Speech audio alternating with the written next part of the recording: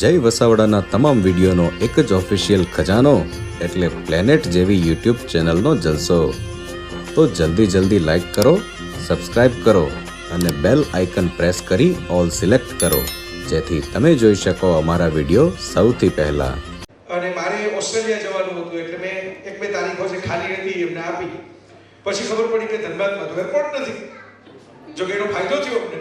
ધનબાદમાં airport નથી એટલે અમે દેવઘર ઉતર્યા તો બાબા બૈજનાથના દર્શન થઈ ગયા. એક જ્યોતિર્લિંગના દર્શન થયા છે. અમારા ચેતનભાઈ બહુ સરસ રીતે દોડાદોડી કરીને અમને કરાવી દીધા આખા દર્શન. અમે મહાદેવજીનો અભિષેક કરવા ગયા પણ અમારો ભેગો અભિષેક થયો.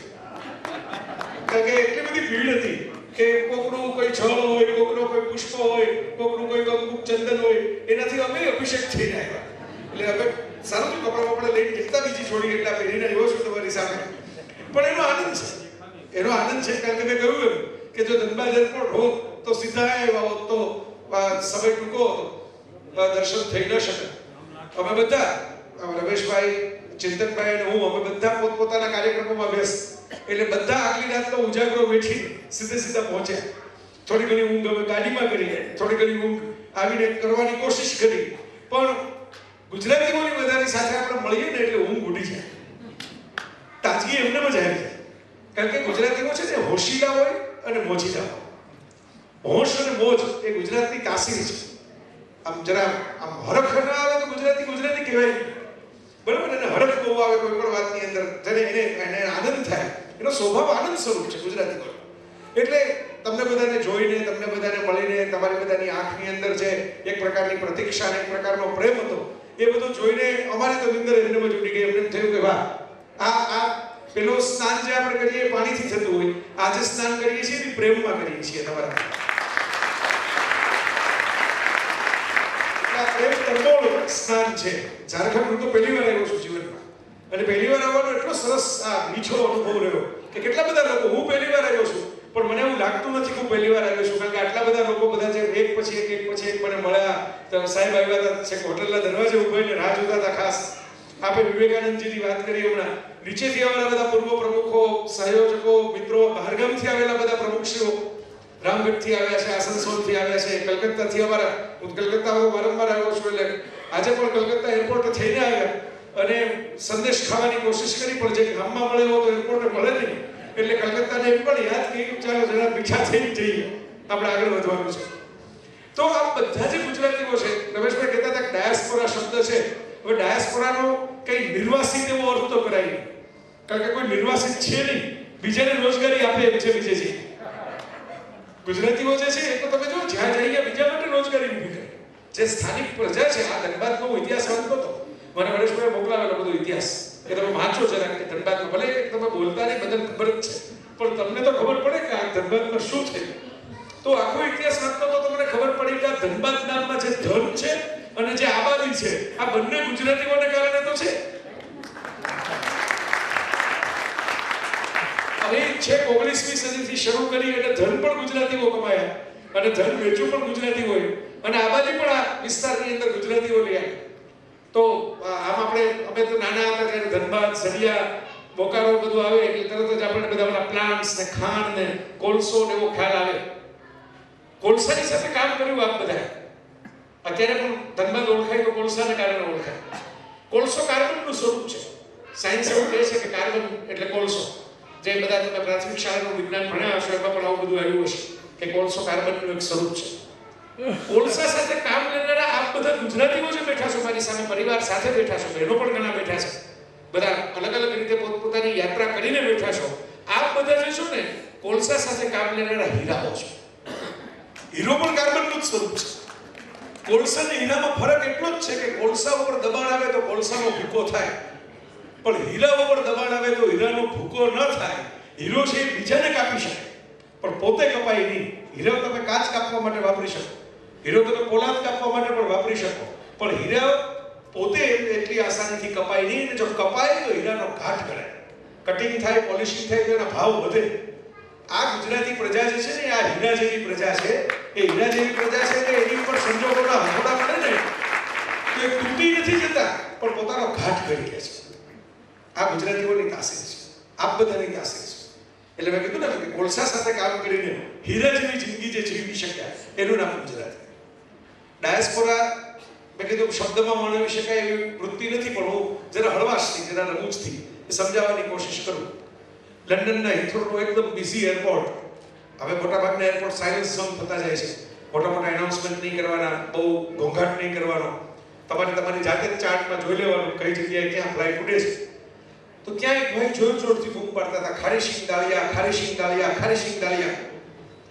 તો કોઈ અમારા ચેતનભાઈ જેવા, પરેશભાઈ જેવા, ભાવેશભાઈ જેવા, જગરેશભાઈ જેવા બધા ઈશત છે મોટા ભાગના, કોઈ બરોબર, કિરીટભાઈ જેવા, કોઈ મહેશભાઈ જેવા, કોઈ બરાબર, આપણે ઘણા બધા મિત્રોનો મળ્યો, હાજર મળ્યો. હજી તો બધાનો પરિચય મારે સરખી રીતે કેળવવાનો બાકી છે. હવે સન્માન કરીને હાથ મિલાવ્યા ખાલી. તો આવા બધા પરગજોમાંથી કોઈ ક્યાં પ્રસાર થયું ને, એને ઉભા રહીને કીધું, ભાઈ આ સાયલન્સ ઝોન એરપોર્ટ છે, અહીં ખારી સિંગ દાળી આવી રીતે બૂમાબૂમ ન કરાય, આપણી આબરૂ જાય. અને બીજી વાત તો એ છે કે આવી રીતે વેચાય પણ નહીં, તમારે મંજૂરી લેવી પડે, તમારે સ્પેસ લેવી પડે, શોપ કરવી પડે, લાયસન્સ લેવું પડે, બહુ મોંઘું પડે. આ એરપોર્ટ છે, આ બધું લાયસન્સ શોપ પકડે, એમને ખારી સિંગ દાળિયા વેચવા ઉભા રહ્યો તો કોઈ પકડી જશે. એટલે પેલા ભાઈએ કીધું કે ભાઈ મારી પાસે એક ચિઠ્ઠી છે, આ ચિઠ્ઠીમાં સરનામું લખ્યું છે, લંડન પહેલી વાર આવ્યો છું, અંગ્રેજી બહુ આવડતું નથી, આવી ગયા પછી ભૂલો પડી ગયો છું કે કઈ બાજુ જવું, બહાર કેમ નીકળવું, બહાર નીકળીને ટેક્સી કેમ કરવી, કઈ જગ્યાએ પહોંચવું. મને તો મોબાઈલ બહુ ફાવે નહીં, ઇંગ્લિશ ફાવે નહીં, એટલે મોબાઈલમાં કઈ ખબર પડે નહીં. એટલે હું બીજો ગુજરાતી ગોતતો તો કેમ ખબર પડે કાંઈ બીજો ગુજરાતી ક્યાં છે. ખારી સિંગ દાળિયા સાંભળીને જે દોડતો પહોંચી જાય આપણી પાસે, એ ગુજરાતી જ હોય. પોતાના કાન ચમકે કે અહીં ખારી સિંગ ક્યાંથી આવ્યા, અહીં સિંગ ચણા ક્યાંથી આવ્યા. બરોબર, તમારે ગોંડલ તો છે ને, હું ગોંડલમાં મોટો છું, રહું છું અત્યારે રાજકોટ, મારું વતન કહેવાય પૈતૃક રીતે જુનાગઢ, અને જન્મ છે ભાવનગરમાં, એટલે હું અડધો પડતો તો ડાયસ્પોરિક થઈ ગયો છું. બરોબર, કે કોઈ પૂછે કે તમે મૂળ ક્યાં ના, તો મારે પૂછવું પડે કે જન્મ છો એ ભાવનગર આપણું મૂળ કહેવાય, દાદા અને પપ્પા અને બધાની વિરાસત જ્યાં છે એ જુનાગઢ આપણું મૂળ કહેવાય, આપણે રહીએ છીએ રાજકોટ આપણું મૂળ કહેવાય, કે આપણે મોટા થયા એ ગોંડલ આપણું મૂળ કહેવાય. તમારો ગોંડલમાં બે વસ્તુ બહુ વખણાય, ગાંઠિયા અને ભજીયા. હા, તમને તો યાદ, ભાવેશભાઈ તો પછી બ્રાન્ડ નેમ સહિત કીધું, દરબારના ભજીયા. એ લાગ્યું એટલે ફૂડની વાતે કરી. આપણે આગળ લેશું થોડું, ભાવેશભાઈ તમારા માનમાં જરા ફૂડની વાતે આગળ લેશું. અત્યારે તો ખાલી હું ડાયસ્પોરાની વાત કરું છું. તો હવે ગાંઠિયાનું અંગ્રેજી શું કરો, ભજીયાનું અંગ્રેજી શું કરો? ભજીયાનું ફ્રીટર્સ થાય તો એમાં ફ્રીટર્સ તો અલગ પ્રકારની વસ્તુ છે, એ ભજીયા નથી. તમારા ગોંડલમાં કવિ હતા મકરંદ દવે, નોટને સિક્કા નાખ નદીમાં ધૂળીએ મારક ચાલ, એવી સરસ મજાની ઉપરવાળી લેક બેઠી છે આપણી માલમ માલ, આજની ચિંતા આજ કરીશું, કાલની વાતો કાલ. એવા મકરંદભાઈ દવે, એમને કોકે પૂછ્યું કે તમે ગોંડલમાં રહ્યો છો, ગોંડલમાં બે વસ્તુ વગડાય, તેનું ઇંગ્લિશ તો કરી દો, તમે મોટા વિદ્વાન છો.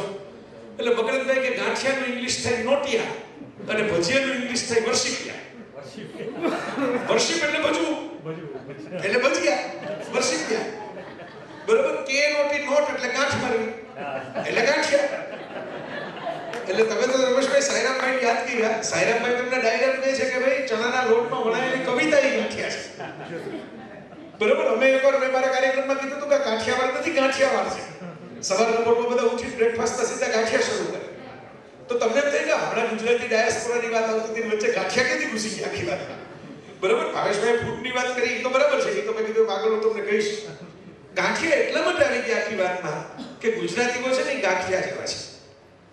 ગાંઠિયા બનેલા હોય, ગાંઠિયા ફાફડા હોય, અલગ અલગ પ્રકારના ગાંઠિયા હોય, બરાબર. પણ તમે ગાંઠિયા એક એવો નાસ્તો છે, ગાંઠિયા એક એવો બ્રેકફાસ્ટ છે કે જેની સાથે ગળીમાં ગળી જલેબી સેટ થઈ જાય, તીખામાં તીખા મરચાઈ સેટ થઈ જાય, તુરામાં તુરા પોપૈયાના, કાચા પોપૈયાના, ગાજરના સંભારે સેટ થઈ જાય, બરાબર, ટમેટાઈ સેટ થઈ જાય, ખાટા તુરા, બરાબર, તીખા મીઠા તમામ સ્વાદ સાથે જે એક સાથે એક જ ધડાકે એક જ કોળિયામાં સેટ થઈ જાય, એનું નામ ગાંઠિયા, એનું નામ ગુજરાતી. એટલે ગુજરાતી દુનિયાના કોઈ પણ ખૂણે હોય ઓફસેટ થાય જ નહીં, એ સેટ થઈ જાય. બરાબર, પોતે તો સેટ થાય, બીજા રાજેશભાઈ સેટ કરતા જાય. પોતે સેટ થયા પછી દરેક ગુજરાતીની આ તાસીર છે. હમણાં વોરન બફેટ નામના શેર બજારના બહુ મોટા ખેલાડી છે, ઇન્વેસ્ટર છે, હવે તો 90 વર્ષે પહોંચવા આવ્યા, પણ અમેરિકાના ટોપ 10 અબજપતિઓમાં એમનું નામ હોય ને હોય જ. બીજા ઊંચા નીચા થયા કરે, બફેટ સાહેબ તો અખંડ બેઠા છે. બરોબર, નામો બીજા આડાવડા થાય. તો વોરન બફેટે હમણાં એમ કીધું કે મોટેલ જે છે, મોટેલ અમેરિકામાં મોટેલ એટલે હાઈવે ઉપરની હોટલ, જ્યાં રોકાઈ શકાય, તમે થોડો સમય રોકાઈ શકો, થોડો ચા નાસ્તો કરી શકો. તો એ કે મોટેલનું નામ ફેરવીને પટેલ કરી દેવું જોઈએ, કારણ કે બધે માલિક બેઠા ગુજરાતી પટેલ છે. વોરન બફેટે નોંધ લીધી કે આની પાસેથી હોટલ બિઝનેસ શીખવાનો છે, કારણ કે 70% એક જ કોમ્યુનિટીના હાથમાં આખા અમેરિકાની હોટલ બિઝનેસ છે. આ ગુજરાતીઓની તાસીર છે. સાહેબ બાજુ બેઠા બેઠા કચ્છની મને બધી યાદો તાજી કરાવતા હતા, કારણ કે મૂળ પોતે મૂળિયા કચ્છના મહારાષ્ટ્રની વાત થઈ પાછી. એટલે આપ બધા અંદર જે બેઠા, હલો હલો, હા આવ્યો, કઈ વાંધો ન આવે તો હું આમ તમારી વચ્ચે આવી જઈશ, ચિંતા કરતા નહીં. આપણે હમણાં તો વાત કરી સેટ થવા, ઓફસેટ નહીં થવા. તો કચ્છમાં હું જાઉં ને ત્યારે મને અનુભવ છે કે આમાં પાણી, બધા કે કચ્છમાં પાણી ઓછું, વરસાદ ઓછો પડે, જળાશયો ઓછા, બરાબર, પણ કચ્છના માણસો બહુ પાણીદાર હોય. ધરતીમાં ભલે પાણી ન હોય, માણસોમાં પાણી હોય. એવા પાણીદાર હોય. મને મારો પોતાનું ઉદાહરણ આ તમે બોલ્યા એટલે મને યાદ આવી ગયું થોડું. હું તો કચ્છમાં રહેતો નથી, છતાંય મને આ માન છે ને લાગણી છે. એક વખત એક કાર્યક્રમ પતાવીને અમે ત્યારે મારી પાસે એક જૂની નાની કાર હતી અને એમાં કંઈક ગડબડ થઈ અને કાર્યક્રમ પતાવીને અમે રાતના પાછા ફરતા હતા. એટલે પેલો રિપેર કરવા વાળા ગેરેજ વાળાનું જે જોયું આમ બહાર, એટલે મેં કીધું કે આ બતાવી તો દેવું પડે, હજી રસ્તો લાંબો કાપવાનો છે. પછી રાતના પાછી કંઈક હાઈવે ઉપર ગડબડ થાય એના કરતાં એકવાર આપણે મિકેનિકને બતાવી દઈએ. ભાઈ તો સૂઈ ગયા હતા, તમે દરવાજો ખખડાવીને ઉઠાડ્યો, દોસ્ત આવ્યો, એણે બધું ગારમાં જોયું, જે એને તકલીફ લાગી રેડિએટર વાળી બધી સોલ્વ કરી દીધી, થોડીક મહેનત કરી. પછી મને પૂછ્યું, જો સામાન્ય માણસ, એને નામે ખબર નથી કે કોણ છે, એ કઈ યુટ્યુબના વિડીયો જોઈને જય વસાવડાને ઓળખે એવું નથી, બરાબર. એક સામાન્ય માણસ મિકેનિક છે, એની રોજગારી પૂરી કરીને સૂઈ ગયો. આપણે તેને ઊંઘમાંથી ઉઠાય, બરાબર. ભણેલા ડોક્ટરો કંટાળી જાય, ઊંઘમાંથી ઉઠવાની વાત આવે તો ખીજાઈ જાય. આ તો અભણ માણસ કહેવાય. એને પાછળ ગાડીમાં મેમેન્ટો અને શાલ, જે અહીં પણ બધાને આપણે આપીને મેં પણ સ્વીકારી, એ મેમેન્ટો અને શાલને ફૂલનો ગુચ્છો હતો. તો મને કે તમે શું કામ કરો છો? એટલે મેં કીધું હું બોલવાનું કામ કરું છું. પહેલા તો બિચારા ગળે ન હતું, બોલવાનું કામ કરવાથી કોઈ ગાડી ફરતું બરોબર. પણ એને મને કીધું, મને કીધું તો અહીં શું હતું? મેં કીધું મારો કાર્યક્રમ હતો અને એટલે ત્યાં રાતના મોડા પાછા ફરીએ છીએ, કારણ કે કાર્યક્રમ તો રાતના પૂરો થયો. સાહેબ, એ માણસ જે ગરીબ માણસ કહેવાય, જેની રોજગારીનો પ્રશ્ન હતો, જેની આરામમાંથી આપણે ઉઠાડ્યો છે, નાનકડી કેબિન જેવી જગ્યાએ રહેતો હતો, એ માણસે મને એમ કીધું કે તમે અમારા પંથકના મહેમાન કહેવાઓ, મારાથી મહેમાનના પૈસા ન લેવાય. તો તૈયાર જ આપવાનું જે કંઈ ખર્ચ થાય, બરાબર. આ ગુજરાતી છે સાહેબ, આ ગુજરાતી છે જેને બે આંખની ઓળખાણ નથી અને છતાં એમ કે તમે તો મહેમાન કહેવાઓ, તમારા અમારા પૈસા ન લેવાય. એક બાજુ નાના ગુજરાતના વિસ્તારમાં ઘટના બને છે, બીજી બાજુ મને સુનિલ નાયક નામના અમારા ગુજરાતી છે, કદાચ ભાવેશભાઈ ઓળખતા હશે, આપણે તમે તો ખ્યાલ હશે, આપણે ચાલુ ગુજરાત ને ચાલુ ઇન્ડિયા જે પ્રફુલભાઈ નાયક, સુનિલભાઈ નાયક કરે છે અમેરિકામાં, આઈના નામની એમની સંસ્થા, બહુ મોટો પ્રોગ્રામ કરે છે. તો સુનિલભાઈનો મુદ્દો તો તમે કેવી રીતે આવ્યા? તો મને કહે કે હું જેમણે કાગળ, તે જમાનામાં તો કાગળના જમાના હતા, મોબાઈલ તો હતા જ નહીં, કે જેમને કાગળ લખેલો નહીં તો એરપોર્ટે દેખાણા જ નહીં. અમારે ત્યાં સગા હતા, એટલે અમે એરપોર્ટની બહાર નીકળીને એમ જોયું કે હું તો આવ્યો તો એકલો જુવાન માણસ, મોટા સપના લઈને આવ્યા હતા કે અમેરિકામાં આમ થશે તેમ થશે, જેને કાગળ લખ્યો તો હું આવવાનો છું, એ તો દેખાણા જ નહીં એરપોર્ટે, તો કરવું શું? હવે એ તો ખાલી શીખતા એ કરી શકે એમ નહોતા, એમ તો ભણેલા હતા પાછા, અંગ્રેજી આવડતું હતું.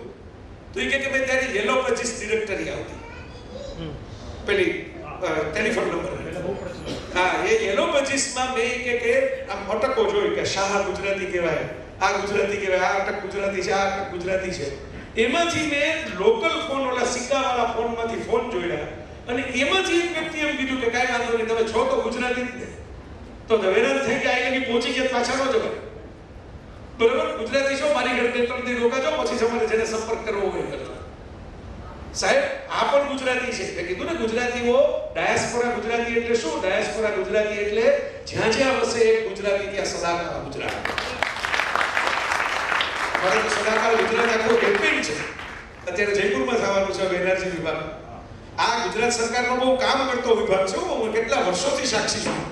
પહેલો કાર્યક્રમ હું 2008 કે રમેશભાઈ 2009માં કર્યો હશે, 2012માં ને, હા, પહેલો કાર્યક્રમ કર્યો ત્યારનો હું આમાં જોડાયેલો છું. અલગ અલગ કાર્યક્રમો કરું છું, જેન્યુઇન કાર્યક્રમો કરે, યુવાન વિદ્યાર્થીઓ વચ્ચે જઈને મેરેજ સેમિનાર કરે કે તમે છેતરાઈ ન જતા, ફોરેન જવાના નામે કોક તમને મૂર્ખ બનાવી જાય, કેનેડાના નામે તમને પછી આખી જિંદગી બરબાદ થઈ જાય, એવું ન કરતા. આવા કાર્યક્રમો કરે, એનર્જી બધા મિત્રોને ભેગા કરીને મેળાવડાય કરે. અને જે મેળો હોય ત્યાં ગુજરાતી હોય છે. ગુજરાતી મેળાની પ્રજા છે. ગુજરાતી એકલા રહી ન શકે. ગુજરાતી ભેગા થાય, ગુજરાતી ગરબા લે. આપણને ખબર જ છે, ગરબા ગુજરાતની સંસ્કૃતિ છે, ગરબા ગુજરાતની તાસીર છે. તો હું ઘણીવાર કહું કે આપણને બધાને પ્રશ્ન થવો જોઈએ. એ તો કેટલા બધા બહેનો બેઠા છે, અને હું જોવો તમે ભાઈઓના કલર જુઓ અને બહેનોના કલર જુઓ, એ તમને આમ નહીં ખબર પડે. હું ઉપર છું ને એટલે મને દેખાય છે ચોખ્ખું. જેને શંકા હોય ઊભા છે આમ જોવે પાછળ. બહેનો બધા રંગબેરંગી છે, ભાઈઓ બધા, હું તો જરાક એક લાલ રંગનું જેકેટ ચડાવીને આવ્યો છું, પણ બાકીના ભાઈઓ અમારા સિમ્પલ સોબર થઈ બેઠા છે. એટલે મોટા ભાગના પુરુષોને ધંધામાં સફળતા મળી ગયા પછી, જીવનમાં સફળતા મળી ગયા પછી રંગ ઓછા થઈ જાય છે, પણ બહેનોના રંગ ઘટતા નથી. એ કે છે કોઈ પ્રોગ્રામમાં જવું હોય તો એમને થોડું જવાય, બરાબર? કઈક સરસ રીતે શણગાર સજીને જવાય. કોઈક આપણને જોવે, રવિન્દ્રનાથ ટાગોરે, આપણે તો બંગાળની બાજુમાં બેઠા છીએ, રવિન્દ્રનાથ ટાગોરે ગાંધીજીને એમ કહેલું, પોતે દાઢી ઓળતા હતા. ટાગોર દાઢીમાં કાસ્કી નાખીને દાઢી ઓળતા હતા. ટાગોર બહુ હેન્ડસમ દેખાતા, તમને તો ખ્યાલ હશે, ઊંચા, આંખો પણ તેજસ્વી, અને જપા ઉપર અમિતાભ બચ્ચન જે શાલ પહેરે છે એ ટાગોરે શરૂઆત કરેલી. જપા ઉપર, કુર્તા ઉપર આમ શાલ નાખવાની. ગાંધીજી એમને મળવા કે ગાંધીજીને તો આ કે માથાકૂટ હતી જ નહીં, દાઢી ઓળવાની, માથું ઓળવાની, આ કઈ ટેન્શન હતું નહીં. એટલે ગાંધીજીની નવાઈ લાગી, કવિ તમે આવડા મોટા કવિ થઈને આ શું અરીસા સામે બેઠા છો, આ શું આપ સરખું કરો છો કપડાની બધું. એટલે ટાગોરે ગાંધીજીને જવાબ આપ્યો, બાપુ તમે તો અહિંસામાં માનો છો. ગાંધીજી કે બિલકુલ, સત્ય અને અહિંસા તો મારા બે પ્રાણ છે. તો ટાગોર કે આપણે સુંદર ન દેખાય ને તો સામા માણસ સામે હિંસા કરી દેવાય. આપણે સારા તૈયાર થઈને નીકળ્યા હોય ને તો કોઈ જોઈને રાજી થાય, પ્રસન્ન થાય. પ્રસન્ન થાય તો પ્રસન્ન માણસ કોઈની હિંસા કરે નહીં, માથાકૂટ કરે નહીં. ખુશ હોય નહીં, માથાકૂટ ન કરે. જો જવા દે, તમે કંઈક પ્રમોશન મળ્યું હોય, કંઈક સારો કોન્ટ્રાક્ટ થયો હોય, કોઈ ડીલ સારી થઈ ગઈ હોય બિઝનેસમાં, અને કંઈક ગાડી ભટકે તો આપણે જતું કરીએ કે આવા જોઈને આપણે 50 લાખની તો હમણાં ડીલ કરીને આવ્યા, હવે ક્યાં 5000ની માથાકૂટમાં ટાઈમ બગાડે, બરાબર? તો આ ટાગોરે એ જમાનામાં કહેલું કે ભાઈ સારી રીતે રહેવું એ પણ એક આનંદ છે. હું ઘણીવાર હસતા હસતા અમારે ગુજરાતી મિત્રોનો મેળાવડો હોય ને ફેમિલી સાથેનો, સારામાં સારા ડિનર સેટ મહેમાનો માટે જ બહાર નીકળે. એમાં ઘરના માણસો ખાય જ નહીં. તમે જોજો, કોઈ બહારથી આવવાનું હોય તો જ બહાર નીકળે. એટલે આપણે પોતે ઘરમાંથી કાઢવા એવો વાંધો નહીં, આપણા જ પૈસાના છે, આપણે જ જીવન જીવવાનું છે, તો આપણે કાઢવા ઘરમાં. હું જે વાત કરતો હતો એ કરતો હતો કે અમારે બહેનો ગરબા લઈ શકે સરસ મજા. આપણા મોટા યશસ્વી વડાપ્રધાન છે નરેન્દ્રભાઈ, તો રામ મંદિરની પ્રાણ પ્રતિષ્ઠાને કારણે આખી એક સાધુ પુરુષની પણ એમની એક છાપ આગળ ઊભી થઈ. તો નરેન્દ્રભાઈએ 2003માં વાઇબ્રન્ટ કેમ્પેનિંગ રમેશભાઈ ચાલુ કરેલું, ગાંધીનગરથી છે, બરાબર? અને પછી તો બહુ વાઇબ્રન્ટ ગુજરાત ને વાઇબ્રન્ટ નવરાત્રી ને વાઇબ્રન્ટ ઘણું બધું છે. તો આ વાઇબ્રન્ટ એક પ્રકારની ચમકદમક, એક પ્રકારની આમ જેને કહેવાય એક જીવંતતા, વાઇબ્રન્સી, એ કેમ્પેન મને હજી યાદ છે. 2003માં નરેન્દ્રભાઈએ કહેલું કે દુનિયાનો longest running song and dance festival બ્રાઝિલમાં નથી, સ્પેનમાં નથી. બધા જાય ને સ્પેનમાં ટોમેટિનો થાય ને બ્રાઝિલમાં કાર્નિવલ થાય ને બધા પૈસા ખર્ચી કાસેના ટાઈમે જોવા જાય. એ ચીનમાંય નથી, અમેરિકામાંય નથી. દુનિયાનો longest running song and dance festival ગુજરાતમાં છે, અને એ છે આપણી ગરબા. ગરબા તમે વિચાર કરો, તમે રમેશભાઈ એક સરસ વાત કહી કે જ્યાં ગરબા સંભળાય ત્યાં બધાને જરાક આમ તાલ આવવા માંડે ને, એ ગુજરાતી જ હોય. ગરબાના નાચ સાંભળીને નાચવાનું મન થવા માંડે ને, એ ગુજરાતી જ હોય. ગરબા પછી જમવાનું રખાઈ જાય, કારણ કે પ્રોગ્રામ પૂરો જ થઈ જાય કે પછી ગરબા રાખો. મારા આટલા વર્ષોનો અનુભવ છે પ્રોગ્રામો કરવાનો. જે મિનિટે ગરબા શરૂ થયા પછી તમે કહો જય વસાવડા ભાષણ આપશે, આ કરશે, તે કરશે, આ સન્માન થવાના છે, શાલ ઓઢાડવાની છે, લોકો જમવાનું ભૂલી જાય. તમે સન્માનમાં ક્યાંથી હાજર? આ ગરબા છે આપણા ગુજરાત. અને ગુજરાતે વિચાર કરો, માતાજીના પોખણા કહી. હું આજે જ ચેતનભાઈ સાથે વાત થતી હતી, કહેતો આજે દાદાના દર્શન થયા તો અમે સોમનાથને યાદ કરતા હતા કે ભાઈ આપણે તો ગુજરાતમાંથી આવ્યા એટલે જ્યોતિર્લિંગ સોમનાથ. અમારા ચિંતનભાઈ છે તો 11 જ્યોતિર્લિંગને દર્શન કરીને બેઠા છે. આજે 11મું જ્યોતિર્લિંગ પૂરું કર્યું, હવે એમને કેદારનાથ જ બાકી છે. એટલે તમને ઉંમર નાની લાગે પણ એમનો પનો મોટો છે. તો આ વિચાર પનો ગુજરાતી શબ્દ જોવાનો ઇંગ્લિશ થાય નહીં. ગોળા ઠાકરાનું અંગ્રેજી કેમ કરવું મારે મત કહો. ગોળો ગુજરાતના ઘરમાં હોય એનું ઢાંકણું ગુજરાતના ઘરમાં હોય. હવે ઇંગ્લિશ પ્રજામાં તો કંઈ ગોળા ઢાંકણું જ નથી, તો એનું ઇંગ્લિશ કેવી રીતે થાય? તો આ બહુ દેશી ભાષામાં હું તમારી સાથે વાત કરું છું. મેં તો એક કોલેજમાં ભણતો ને ત્યારે નાની કોલેજમાં બધાને કવિતાઓ બહુ આવડે. કોલેજનો એક કા હોય ને એમાં બધાને કવિતા બહુ સૂચે. કોકે ના પાડી દીધી હોય તો કવિતા સૂચે, કોકે હા પાડી દીધી હોય તો કવિતા સૂચે, કોક ગુલાબ લઈ જાય તો કવિતા યાદ આવે, કોક ગુલાબ ફેંકી દે તો કવિતા યાદ આવે. તો મેં ગુજરાતી કવિતા લખેલી. અને કવિતા કહેવાય નહીં, એને જોડકણું કહેવાય, એ તો પછી ખબર પડે. ત્યારે તો એમ લાગતું હતું કે આપણે કવિ થઈ ગયા. તો મેં કવિતા એવી લખેલી, રૂમઝૂમ કરતી આવી હતી, રૂમઝૂમ કરતી ચાલી ગઈ, હું સિંદૂર લઈને ઊભો હતો, એ રાખડી બાંધીને ચાલી ગઈ. આ સ્વયંભૂ, મેં તો કોઈને કીધું નથી, આ સ્વયંભૂ બાંધેલા લિંગ જેવું છે કે ભાઈ જો બધાને એમને હસવું હોય, બધા તાલી ન પાડી. અનુભવ છે ને. જો હવે આ તમે વિચાર કરો, આપણે ગમે ત્યાં ફરીએ ભાવેશભાઈ, આપણે કેન્યા જાય કે કેનેડા જાય, નોર્વે જાય, ન્યુઝીલેન્ડ જાય, આ અંગ્રેજી કરીને સંભળાવીને કોઈને હસવું આવે નહીં. કારણ કે સિંદૂર લઈને ઊભો હતો એટલે શું, અને રાખડી બાંધીને ચાલી ગઈ એટલે શું, એ ઘટના આપણી સંસ્કૃતિની ઘટના છે, એ આપણને જ ખબર પડે. એ દુનિયામાં બીજા કોઈને ખબર ન પડે. એમને કહું સો વોટ, તમે શું લઈને ઊભા હતા, શું લઈને ચાલી ગયા, એમાં શું બાંધો છે, દોરો બાંધીને ચાલી ગયા હાથ ઉપર એટલે. પણ એમાં શું શું થઈ ગયું જીવનમાં એ તો તમને સમજે કે આપણે સિંદૂર લઈને ઊભા હતા, કોક રાખડી બાંધી. આ કલ્ચર છે, આ સંસ્કૃતિ છે, આ ડાયસ્પોરા છે. તમને તરત જ આટલા દૂર બેઠા છો ગુજરાતથી, બરાબર, પણ છતાંય તમને સિંદૂર, હું તો ત્યાં લગી કહું છું કે સિંદૂર ને રાખડી તો પછી આવે. પહેલા તો રૂમઝૂમ શબ્દ સાંભળો ને ત્યાં જ તમને ગુજરાત જુદું થઈ જાય. રૂમઝૂમ કોને કહેવાય? લગ્ન હોય ને કોઈક તૈયાર થયું હોય એને રૂમઝૂમ કહેવાય. એક શબ્દમાં કેટલું બધું આવી ગયું. શણગાર આવી ગયો, રૂપ આવી ગયું, ઘરેણા આવી ગયા, ઝાંઝર આવી ગયા, બરાબર, રૂમઝૂમમાં બધું આવી ગયું, જુવાની આવી ગઈ. તો ગુજરાત આ છે. ગુજરાતી ભાષા પણ ગુજરાતની એક સંસ્કૃતિ છે, ગુજરાતનો એક વૈભવ છે. ગુજરાતમાં તમે વિચાર કરો, સોમનાથ દાદા છે, જ્યોતિર્લિંગનું જે પ્રાથમિક સ્વરૂપ કહેવાય, મુખ્ય જ્યાંથી શરૂઆત થાય શિવ ભક્તિની, એ દાદા પણ મહાદેવ ત્યાં બેઠા છે. મહાદેવ તો ગુજરાતમાં બેઠા જ છે, માતાજી ગુજરાતમાં બેઠા છે. અમે આજે તારાપીઠની વાત કરતા હતા.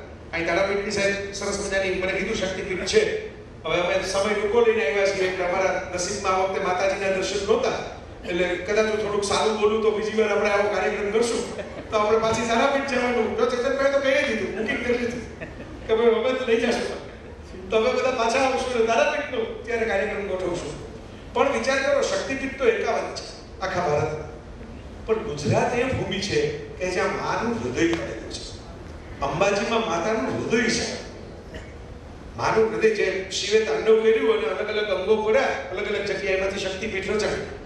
આ બાજુના વિસ્તારોમાં, બંગાળમાં, આસામમાં, બિહારમાં, બધી જગ્યાએ કંઈક ને કંઈક તો કોઈને કોઈ શક્તિપીઠ આખા ભારતમાં છે. પણ માનું હૃદય કોણ સાચવીને બેઠું છે? એ મારું તમારું ગુજરાત સાચવીને બેઠું છે. આ ગુજરાત છે. મહાદેવ ને માતાજી બેયના બેસણા હોય તો આપણે સમજી લીધું. પણ વિચાર કરો, માણસનો જન્મ ક્યાં થાય ને? જો તમારા મારા બધાના કિસ્સામાં છે ને, મેં કીધું ને, જન્મ થયો ભાવનગર, રહું છું રાજકોટ, ઊભો છું ધનબાદ, બરાબર. તમારા મૂળિયા તમે શોધવા નીકળો તો અલગ અલગ મૂળિયાઓ નીકળશે. ગુજરાતના કોઈ અલગ અલગ ગામમાં નીકળશે, કોઈ અલગ અલગ જગ્યાએ, કોઈ 100 વર્ષ પહેલા, કોઈ 200 વર્ષ પહેલા, કોઈ 50 વર્ષ પહેલા, કોઈ 30 વર્ષ પહેલા, ક્યાંકથી ક્યાંક આવતા ધનબાદનાથી રહી ગયા. વિચાર કરો, માણસ પોતે ક્યાં જન્મે તો એના હાથમાં નથી, તો ભગવાનના હાથમાં છે. આપણું જન્મસ્થળ કયું હોય, ક્યાંથી જન્મે ક્યાં પહોંચી જાય નક્કી નથી. આર્નોલ્ડ શ્વાર્ઝનેગર નામનો બોલિવૂડનો હીરો છે, ઓસ્ટ્રિયામાં જઈને રહે છે, અમેરિકામાં કેલિફોર્નિયાનો ગવર્નર થઈ ગયો. ક્યાં જન્મ લેવો એ તમારા હાથમાં નથી, ભગવાનના હાથમાં છે. પણ ક્યાં જીવવું અને ક્યાં મરવું એ આપણા હાથમાં છે. તો બીજું તો બધું જવા દો, કૃષ્ણ જેવા ઈશ્વર, ભગવાન કૃષ્ણ સાક્ષાત પૂર્ણ પુરુષોત્તમ, કૃષ્ણએ જીવવા માટે અને મરવા માટે, દેહ ત્યાગ કરવા માટે જે ભૂમિ પસંદ કરીને, એ ભૂમિ ગુજરાતની ભૂમિ છે. એ દ્વારકા અને પ્રભાસની ભૂમિ છે, બરાબર. એ પોતાને ત્યાં નથી રહ્યા, જ્યાં જન્મ થયો ત્યાં. ગોકુળ, વૃંદાવન, મથુરા તો ગોપીઓ રાહ જોતા રહી ગયા, રાધા રાહ જોતા રહી ગયા, પાછા આવે. ઉદ્ધવ ગયા સંદેશો લઈને, કૃષ્ણ તો ગયા નથી. પ્રેમ કર્યો, રમ્યા, માતા પિતાના ખોળાની અંદર તોફાનો કર્યા, બધું જ કર્યું. કૃષ્ણ પાસેથી શીખવાનું ગુજરાતીઓ એ જ છે. અને જે ગુજરાતી પ્રજાની તાસીર પણ છે, કૃષ્ણનો વારસો છે આપણે અપનાવેલો, કે આપણે શરારત કરીએ પણ શરાફત છોડીએ નહીં. જે શરાફત છોડ્યા વગર શરારત કરે, જે મસ્તી કરે પણ પોતાની મસ્તી કોઈના દુઃખનું કારણ ન બને, એનું ધ્યાન રાખીને એનું નામ ગુજરાતી. પૈસા હોય, આનંદ હોય, તમે જો ગુજરાતીઓના પૈસા બીજાને નડે નહીં, કારણ કે ગુજરાતી પૈસાદાર થાય તો બીજા 5 જણાનું ભેગું કલ્યાણ કરે. એને ઘરે કામ કરવા વાળા કે ગાડી ચલાવવા વાળા માણસના ઘરે દીકરીના લગ્ન હોય તો ગુજરાતીનો હાથ છૂટો છે, ગુજરાતીમાંથી 2 મુઠ્ઠી પૈસા કાઢીને આપશે કે ભાઈ તારે તે અમારું 15 વર્ષ કામ કર્યું છે, હવે તારે ઘરે પ્રસંગ છે તો હવે તું અમે તારું કંઈક કરી દઈએ. આ ગુજરાતી આપણે કહીએ ને શેઠી આપણા તાસીર છે ગુજરાતી. હું આફ્રિકા ગયો, ત્યાં નીતિનભાઈ માલદે નામના અમારા મિત્ર છે જે હિન્દુ કાઉન્સિલ ઓફ કેન્યાના પ્રમુખ છે, બહુ મજાના માણસ છે, હોશિયાર માણસ બરાબર. અને ત્યાં બધા ગુજરાતીઓ જ્યાં હોય ને આફ્રિકામાં મારી ફ્લાઇટને પેલો આમ જરા આપણે ફ્લાઇટનો ટાઈમ થવા માંડ્યો અને બોર્ડિંગની ફ્લાઇટ વચ્ચે જગ્યા ઓછી, એક ભાઈ મને મૂકવા આવ્યા હતા, જેમાં બધા ભાઈઓ તેડવા મૂકવા માટે આવે તો એક ભાઈ મૂકવા આવ્યા હતા. મેં એમને કીધું, મેં કીધું હવે તો પ્રેશર આવી ગયું, હવે મેં કીધું આમાં તો આપણી પાસે જાજો ટાઈમ નથી, સામાન મૂકીને બોર્ડિંગમાં ભાગવું જ પડશે દોડીને મુઠ્ઠીઓ મારે. મને કે ચિંતા ન કરો. એટલે મેં કીધું તમારે આવવાનું નથી, મારે જ આવવાનું છે, એટલે ચિંતા તો થાય ને. એટલે મને કે ચિંતા ન કરો, એરપોર્ટ આપણે જ બનાવ્યું છે, કન્સ્ટ્રક્શનનો કોન્ટ્રાક્ટ આપણી પાસે જતો એરપોર્ટ. આપણે ફોન કરી દઈશું, તમારા માટે થોડીક બધું ગોઠવી દેશે, તમને લાઇનમાં ઊભું નહીં પડે. મેં કીધું ગજબ ગુજરાતીઓ છે, બીજા દેશમાં જઈને એરપોર્ટમાં લાઇનમાં ઊભું ન પડી એ કમાન્ડ એની પાસે હોય છે. આવા ડાયસ્પોરિક ગુજરાતીઓ છે. ઓમાન છે આપણે ત્યાં હમણાં જ યાદ કરતા હતા ચિંતનભાઈ રમેશભાઈ, ઓમાનના ગુજરાતી સમાજના ચંદ્રકાંતભાઈ. તો ત્યાં ઓમાનમાં હું પહેલી વાર જ્યારે મસ્કતમાં બોલવા માટે ગયો, ભાવેશભાઈ મને ખબર પડી કે ત્યાં ગુજરાતી શેખ છે. શેઠ તો ગુજરાતી બહુ હોય, શેખ આરબોને શેખની ઉપાધિ મળે. તમને આરબ કન્ટ્રીઝના રૂલ ખબર હશે કે ત્યાં અમુક પ્રોપર્ટી આરબો સિવાય લઈ ન શકો અથવા તો તમારે એમને પાર્ટનર બનાવવા પડે. દુબઈમાં પણ આવી રીતે હોય, જોર્ડનમાં પણ આવી રીતે હોય, બધા મોટાભાગના દેશોમાં આ નિયમ છે. હવે કચ્છમાંથી ખીમજી રામદાસ નામના એક બહુ મોટા વેપારી ત્યાં ઓમાન ગયા અને ખીમજી રામદાસે એટલું બધું કામ કર્યું, સુલતાને એમની પાસેથી લોન લીધી એક જમાનામાં. હા, માંડવી અને એ સુલતાને જે પ્રોગ્રેસ કર્યો એમાં ખીમજી રામદાસની પેઢીનો ફાળો કે આ લોકો આવ્યા એને કારણે અમારા દેશની પ્રગતિ થઈ, એટલે સુલતાને આખા કુટુંબને શેખની પદવી આપી. આ હવેલી પણ છે, સાક્ષાત કૃષ્ણની હવેલી છે. વિચાર કરો, આ ગુજરાતી ડાયાસ્પોરાની તાકાત છે. તમે કલ્પના કરો, તમે કોઈ હિન્દુ શેખ નહીં જોયો હોય, હિન્દુ શું કોઈ ખ્રિસ્તી શેખ નહીં જોયો હોય, કોઈ યહૂદી શેખ નહીં જોયો હોય, બરાબર. બીજા ધર્મોને શેખની પદવી મળે જ નહીં, બરાબર. પણ મળે અને કેવા શેખ જેના ઘરમાં ઠાકોરજી હોય, જેના ઘરમાં ઠાકોરજી હિંચકા ખાતા હોય. પ્રમુખ સ્વામી મહારાજે એમની ત્યાં સ્થાપના કરી જ્યારે ત્યાં ત્યારે ઠાકોરજીને હિંડોળા. એટલે ધર્મને નથી, આસ્થાને બધું ગુજરાતી છે, ખાવા પીવાનું બધું ગુજરાતી. પણ સન્માન એટલું મળ્યું ગુજરાતી તરીકે કે સામી પ્રજાના સૌથી મોટા સુલતાને એમ કીધું તમે અમારી ભેગા છો, તમે અમારી પ્રયત્ન નથી, તમે અમારી બાજુમાં બેસવાને લાયક છો. આ સાહેબ ગુજરાતીપણાની તાકાત છે. અને એટલે કૃષ્ણને હું યાદ કરું, ગુજરાતીઓની વાત નીકળી, કારણ કે કૃષ્ણ ગુજરાતી જ કહેવાય, પારસીઓ ગુજરાતી, એમ કૃષ્ણ ગુજરાતી. કૃષ્ણ તો ગુજરાતમાં જ રહ્યા, પાછા તો ક્યાં નથી કીધું. રાધાજીને મળવાય નથી ગયા, જશોદાજીને મળવાય નથી ગયા. ગુજરાત એટલું ગમી ગયું એમને. અહીં જ રાસ રચાય એમને, અહીંમાંથી જ રાસની આપણી સંસ્કૃતિ ગુજરાતમાં ઊભી હતી કૃષ્ણ દયા એટલે.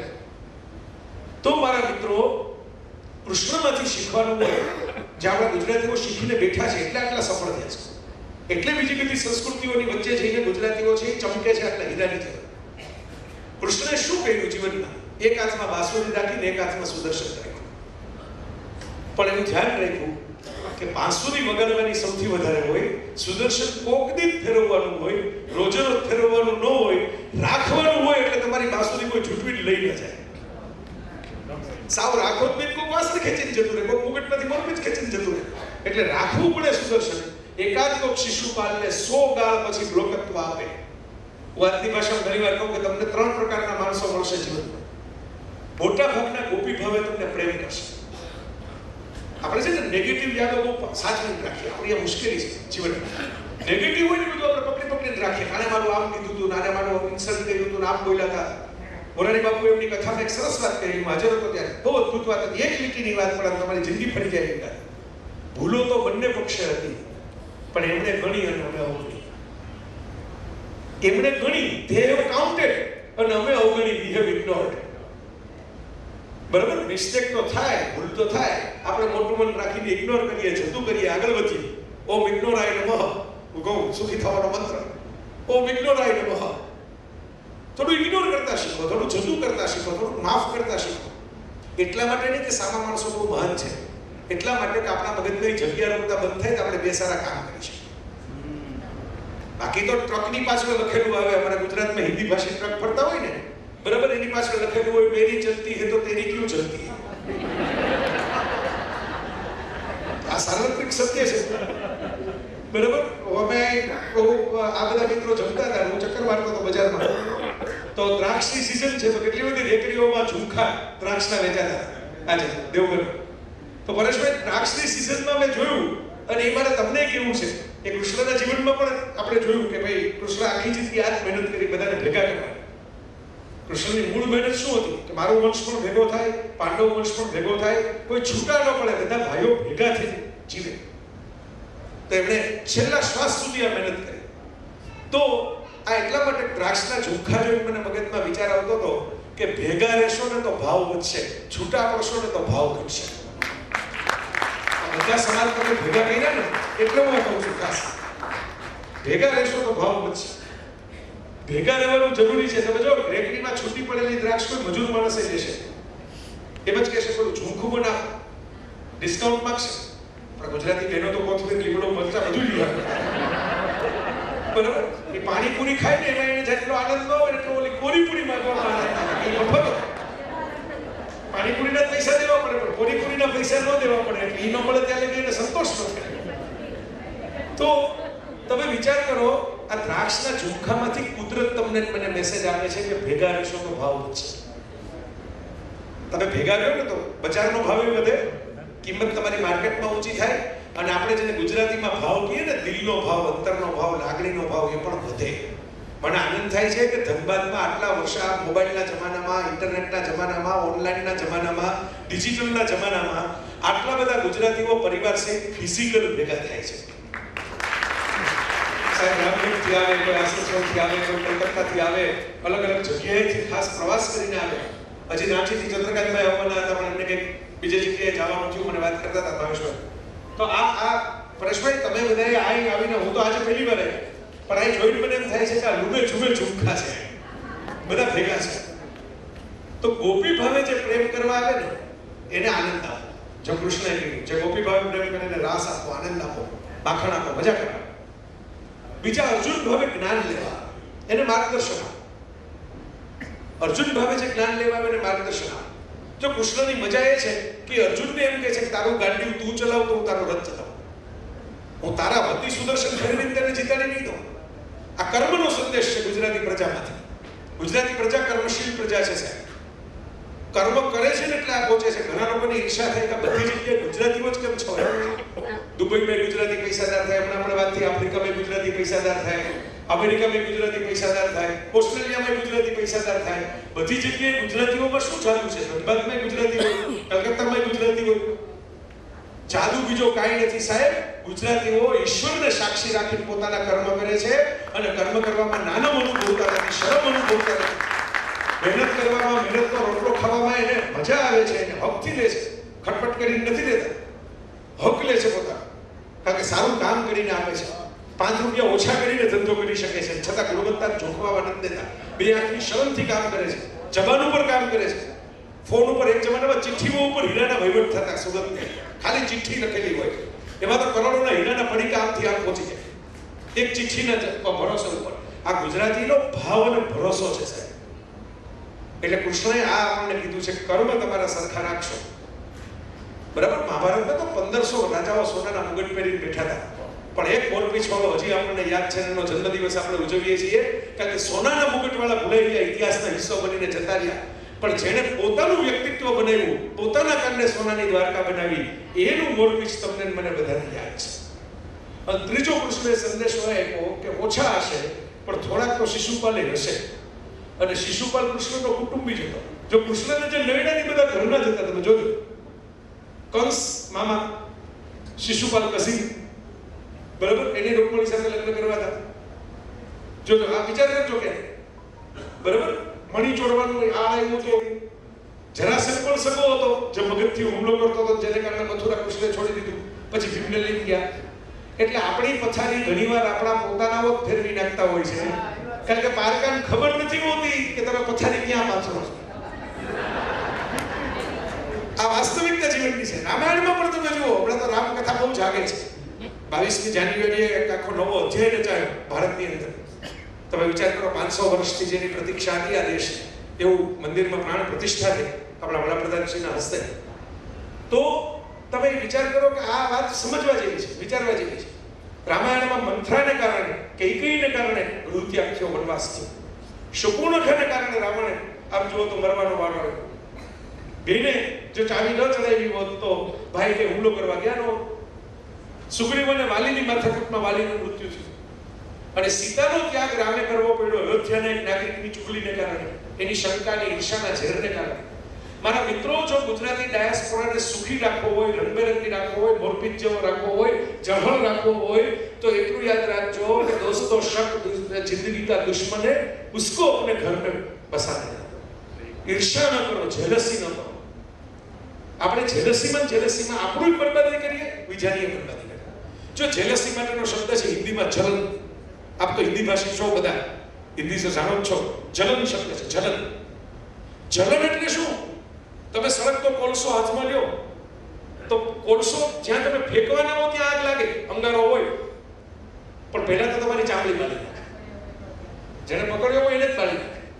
જલન નહીં, આ પ્રોબ્લેમ છે આ જીવનની અંદર. તમે જલન કરશો એટલે પહેલા તમે બળશો, સામેવાળાનું જે થવું હોય થશે. પહેલા તમે ખતમ થઈ જશો. ક્રોધમાં, જલનમાં આ મુશ્કેલી છે. એટલે મહાદેવે છે ને ક્રોધ માટે ત્રીજું નેત્ર જુદું રાખ્યું. બે આંખથી ક્રોધ નહીં કરવાનો.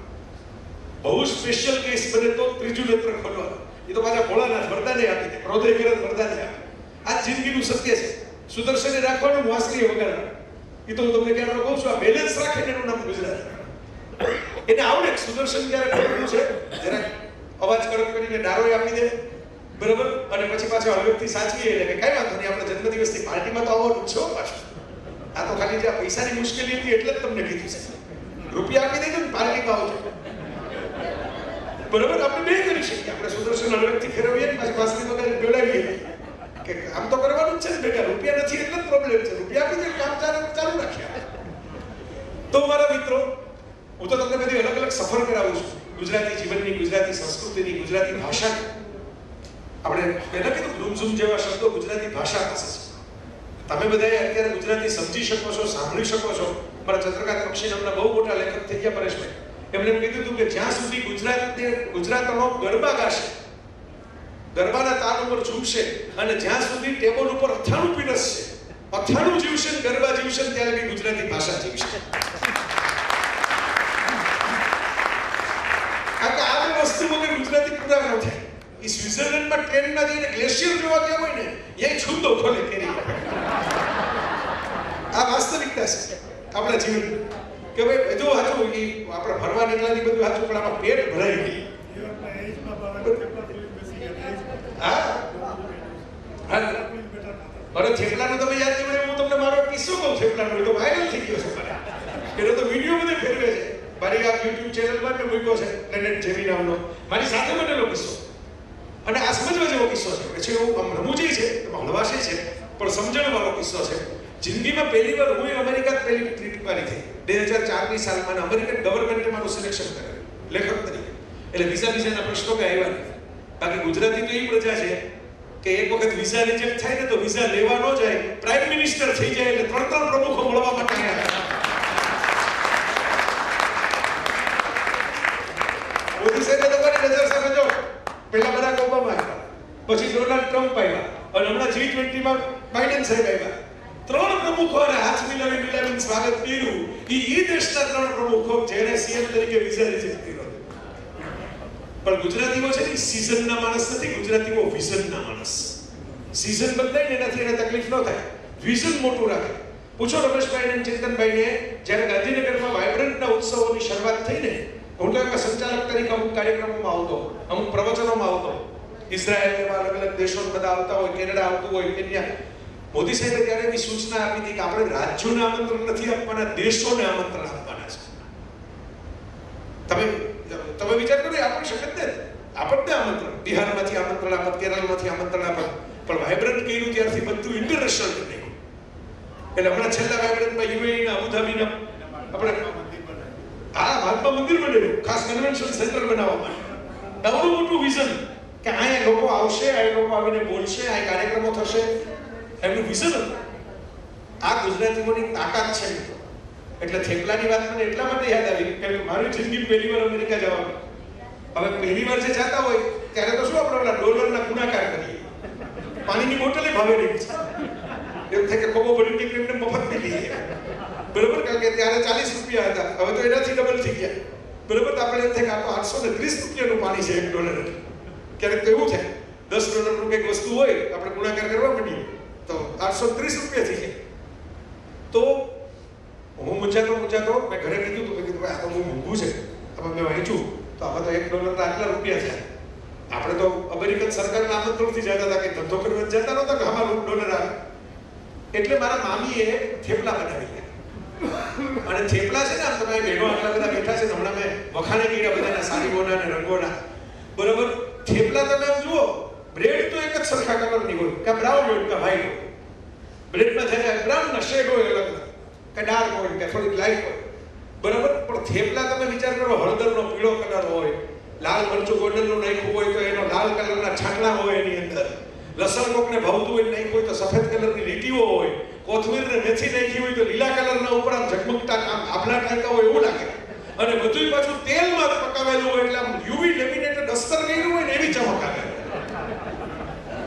એટલે કોઈક સરસ મજાનું પટોળું પહેર્યું હોય કેવી ઝગમગાટ લાગે પીળું ને લીલું ને સફેદ ને લાલ ને બધું ભેગા કલર થઈ જાય એવું થેપલું લાગે ઝગમગાટ હવે હું બેઠો ફ્રેન્કફર્ટ એરપોર્ટ ઉપર ફ્લાઇટ ચેન્જ કરવાની હતી 9 કલાકની ફ્લાઇટમાંથી આપણે નીચે ઉતર્યા ત્યારે નવા હતા હવે આ બધું તો બંધ કરી દીધું હવે તો ઊંધું કરું છું પૂછો પરેશભાઈ ખોટું કહેતો હતો મેં કીધું તમારું ખવડાવો અમને એ ખાવા નહીં પડે કઢી ખીચડી રીંગણાના ઓળા તો મારી ઘર બને જ છે અહીં જે બનતું હોય એ મને ખાવા નહીં પડે જ્યાં મને ખબર છે સાહેબ આપણે નીકળવાનું છે અમારે કાલે વાત થઈ હતી પણ બધાને જય શ્રી કૃષ્ણ આપ બધા જેને મુશ્કેલી હોય હું સમજુ જ છું પણ હવે જે વાત કરવા માટે આટલે દૂરથી આવ્યો છું તમારે પૂરી કરવી પડે તમારા ભોજન વચ્ચે હું જ છું બીજું તો કોઈ છે નહીં એને હું જ છું પણ આપણે ચલો મને એવું ટેવ છે કે ભાઈ હસતા હસાવતા વાત કરવી એટલે કોળિયા ગળે ઉતરે એમ વાત કરવી બહુ કંટાળો થાકી જાવ એવું ન કરવું તો મિત્રો હું થેપલું બેઠો ખાતો હતો ફ્રેન્કફર્ટ એરપોર્ટ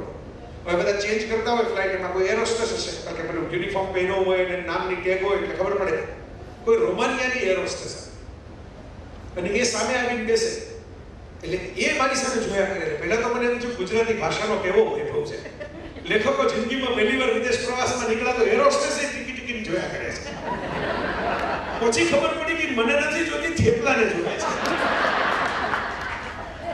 છે તો ધીરે ધીરે મને સમજાણું એની નજર ઉપરથી કાં તો કીધું ને કલરફુલ એટલે હું શું ખાતો તો એનો પ્રશ્ન અને સાહેબ આપણે ઘણીવાર ઢીલા પડીએ છીએ એટલા જ કે આપણે કોન્ફિડન્સ ક્યારેક ગુમાવી દઈએ એટલે ફ્રેન્કી આવે એટલે આપણે 200 રૂપિયાની ફ્રેન્કી ખાય પિક્ચર જોવા જાય આપણે યંગ જનરેશનના કિડ્સ બધા ફ્રેન્કી ખાય થિયેટરમાં વચ્ચે ઇન્ટરવલમાં મેંદાના રોટલીમાં વચ્ચે શાક કે કંઈક બધી અલગ અલગ બીન્સ કે બધું નાખીને રોલ કર્યો હોય ને બરીટો કે ફ્રેન્કી કહેવાય પણ હું નાનો હતો ત્યારે મારા મમ્મી હું કંઈક રમતો હોઉં ત્યારે રસોડામાં રોટલી મળતા મને પપુડું બનાવી દેતા ખાંડ ગોળ અથાણું કંઈ પણ નાખીને પપુડું રોટલીનું બનાવી દે ગરમા ગરમ બરાબર પણ હવે મુશ્કેલી એ છે કે ફ્રેન્કી બ્રાન્ડ નેમ તરીકે આખી દુનિયામાં આવ્યું આપણે ધ પપુડાસ કરીને ક્યાંય સ્ટોર ખોલ્યા નહીતર એકેડમીમાં બેઠું પપુડું ખાતું હતું આ શું છે કે ગુજરાતી પપુડા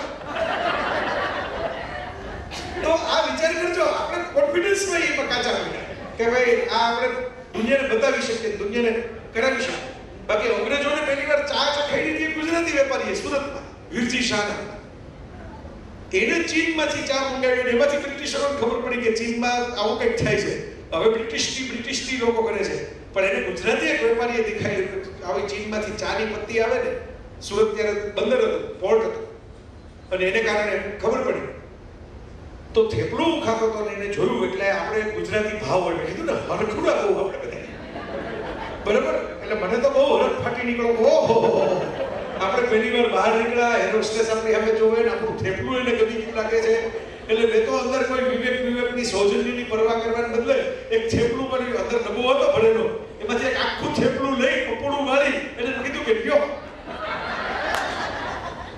હવે આપણે ભલે વિવેક જોઈ કે એને ન જોઈ એટલે હાથમાં તો પકડવું પડે એમ કે તને કાપે તો એને હાથમાં પકડ્યું એટલે મેં કીધું ઈટ ખાઓ ખાઓ એમ આપણે બધા તમને ખબર છે ને ટ્રેનમાં ભેગા થયા હોય પલદો પલકા સાથ અમારા પલદો પલકા યારાના હે એમાં તો કોઈ રબડી લેવા માટે નીચે ઉતરે ને કોઈ ભજીયા લેવા માટે નીચે ઉતરે ને બધાની મહેફિલ કરે સૂકી ભાજી ખોલે દહીંના ડબ્બા ખોલે આપણો ભાવ છે ગુજરાતી બોલે કે ભાઈ ખાવા પીવામાં જલસો કરવો ભલે ભલે ખાવું અજયના માણસો હોય તેની યાર શેર કરવું મેં તો થેપલું શેર કરી દીધું ફેસબુકની પોસ્ટની જેમ હવે ઈટ એમ મેં કીધું એટલે એને શર્મે ધર્મે એ સ્વભાવના સારા હશે એટલે બાકી તો ગા કરીને ફેંકી દે તો આપણું શું થાય બરોબર તો ભલે એને મોઢામાં મૂક્યું હવે થેપલું જરા મારા સ્વભાવ મુજબ તીખું હતું હવે એ મને કેમ ખબર પડી કારણ કે ત્યારે તો મને ખબર નહોતી કે હોટ એટલે તીખું ગણે અંગ્રેજી ઇટ્સ હોટ એમ કહો કે એટલે ગરમ નહીં તીખું તો એને મોઢામાં થેપલું બે કોળિયા ચાવ્યા પછી પાણીની બોટલ એની પાસે હતી ને કાઢીને અડધી બોટલ પીધી એટલે મને ખ્યાલ આવ્યો કે આપણું લસણ ને આપણું મરચું ને એ માફક નથી એવું આપે હવે આપણો મેં કીધું પરગજુ સ્વભાવ તો ખરો એટલે થેપલું આપણે આપીએ ને પાછું માથે જતા પાણી પીધું એટલે એમ પૂછે કે તીખું લેવું બરાબર આપણે તમે જોજો આપણે આટલા બહેનો બેઠા છે હું ખોટું કહેતો પણ કે આપણે સફરજન લેવા જાય જામફળ લેવા જાય એટલે પૂછે તાજા છે હજી લગી મેં એકેય રેકડી વાળો એવો જોયો નથી જે કે નાના 6 દિનના વાસી છે તમારી જ રાહ જોતો તો ક્યારે આવો ક્યારે પકડાય પણ આપણે પૂછ્યા વગર રીએ નહીં કે તાજા છે મીઠા છે ને કેરી મીઠી છે ને ત્રોફો મીઠો છે નાળિયેર પાણી પીવું હોય ને 20 રૂપિયાનું તોય આપણે પૂછીએ મીઠું પાણી છે અંદર મલાઈ છે કે ને મેં વળી પૂછ્યું કેવું લાગ્યું કારણ કે મને તો લાગ્યું કે આ તો આ ભૂલ થઈ ગઈ આપણે તો પાણી પીધું ના કંઈક આપણાથી ગુનો થઈ ગયો એ વખતે આપણે તો પ્રિપેર હતા કે હમણાં કંઈક થેપલા ઉપરનું કોઈ બોમ્બાર્ડિંગ આવશે કાપડી ઉપર આવશે હવે થાતા થઈ ગયું આપણે હિંમત કરીને આપી દીધું ને એમાં પ્રોબ્લેમ થયા તો એને જે જવાબ આપ્યો હવે મોટાભાગે એર હોસ્ટેસને તો ટ્રેનિંગ પડે સ્માર્ટ જવાબ આપવાની એને જે જવાબ આપ્યો મને આજની તારીખે કામ લાગે છે એને સ્માઇલ કરીને એટલું કીધું કે વેલ ઇટ્સ ડિફરન્ટ સાહેબ આ સારું છે મેં કીધું આ ખરાબ છે મેં કીધું જજમેન્ટ જ નહીં કારણ કે સારું કહેવા માટે તમારે પેલા અગાઉના થેપલા ખાધા હોય ખબર પડે ને કે આ સારું કહેવાય બીજું સારું કહેવાય આપણે માની લો કે દાળ ભાત ખાતા હોય તો આપણને ખબર પડે ને કે આ ભાત સારા છે આ દાળ સારી છે ખાધું જ ન હોય કેમ ખબર પડે કે સારું કહેવાય ખરાબ કહેવાય એને ખરાબ કહીને ઇન્સલ્ટ પણ નહીં મેં એને પ્રેમથી એક વસ્તુ આપી તો મારું અપમાન પણ એને ન કર્યું સારું કહીને ખોટું પણ બોલવાનું કામ ન કર્યું ખોટું બોલવાને બદલે અપમાન કરવાને બદલે એને શું કીધું ઇટ્સ ડિફરન્ટ આ અલગ છે મેં આવું કદી ખાધું નથી આ પહેલી વાર ખાધું આ અલગ છે અને મને જિંદગીનો એક અદ્ભુત પાઠ પહેલા જ પ્રવાસમાંથી મળ્યો આ ગુજરાતીઓ શીખે બહુ બધું અમિતાભ બચ્ચન જે કેબીસીમાં કે ગુજરાતીઓની ભાવના છે શીખના બંધ તો જીતના બંધ શીખવાનું બંધ કરશો જીતવાનું બંધ થઈ જશે તો એને જે ઇટ્સ ડિફરન્ટ કીધું ને ત્યારથી મને મગજમાં ઉતરી ગયું છે કે આપણે જે અલગ અલગ કલ્ચરમાં જાય અલગ અલગ વિસ્તારમાં જાય અલગ અલગ નગરમાં જાય અલગ અલગ શહેરોમાં જાય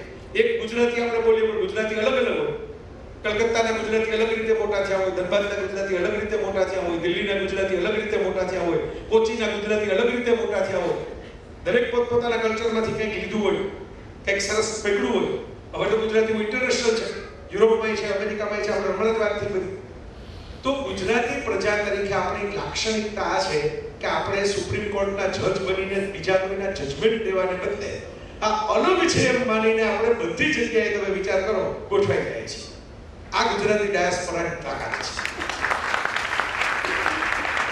મેં જોયું છે કે ઘણા આપણા દાદીમાઓને આપણે સફર કરાવવા નીકળીએ ને તે ભગવાનના મંદિરે જેમ દર્શન કરતા હોય ને આપણે એમ કહીએ ને કે આ મસ્જિદ છે આ ગુરુદ્વારા છે આ ચર્ચ છે એ બધી જગ્યાએ એટલા જ ભાવથી પગે લાગે આપણે પૂછીએ કે આ જુદું છે આપણે એને કહેવાની ટ્રાય કરીએ એમ કે છે તો ભગવાનનું સામાન્ય ભર ડોશીમાં આટલી ખબર પડે છે ગુજરાતના ગામડા મોટા થાય છે તો ભગવાનનું ભગવાનને તો આપણે પગે લાગવાનું હોય ને થોડી માથા કરે ભગવાનને પગે લાગી ભગવાનની જગ્યા છે પગે લાગી સામાન્ય મેં તો એવું દ્રશ્ય જોયું છે પ્રવેશભાઈ આપણને ખળભળી જાય હું ગંગાના ઘાટ ઉપર હતો ને હરિદ્વારમાં વર્ષો પહેલા એક અંધ ડોશીમાં આવ્યા અંધ આંખે પ્રજ્ઞાચક્ષુ અને પેલો કોક હાથ પકડીને આમ ઘાટ લગી લઈ આવ્યું એટલે એમણે અંજલિ લીધી માથે ચડાવ્યું ગંગાનું પાણી અને પછી બોલ્યા કે ગંગા મૈયા તો હાર દર્શન હોય તો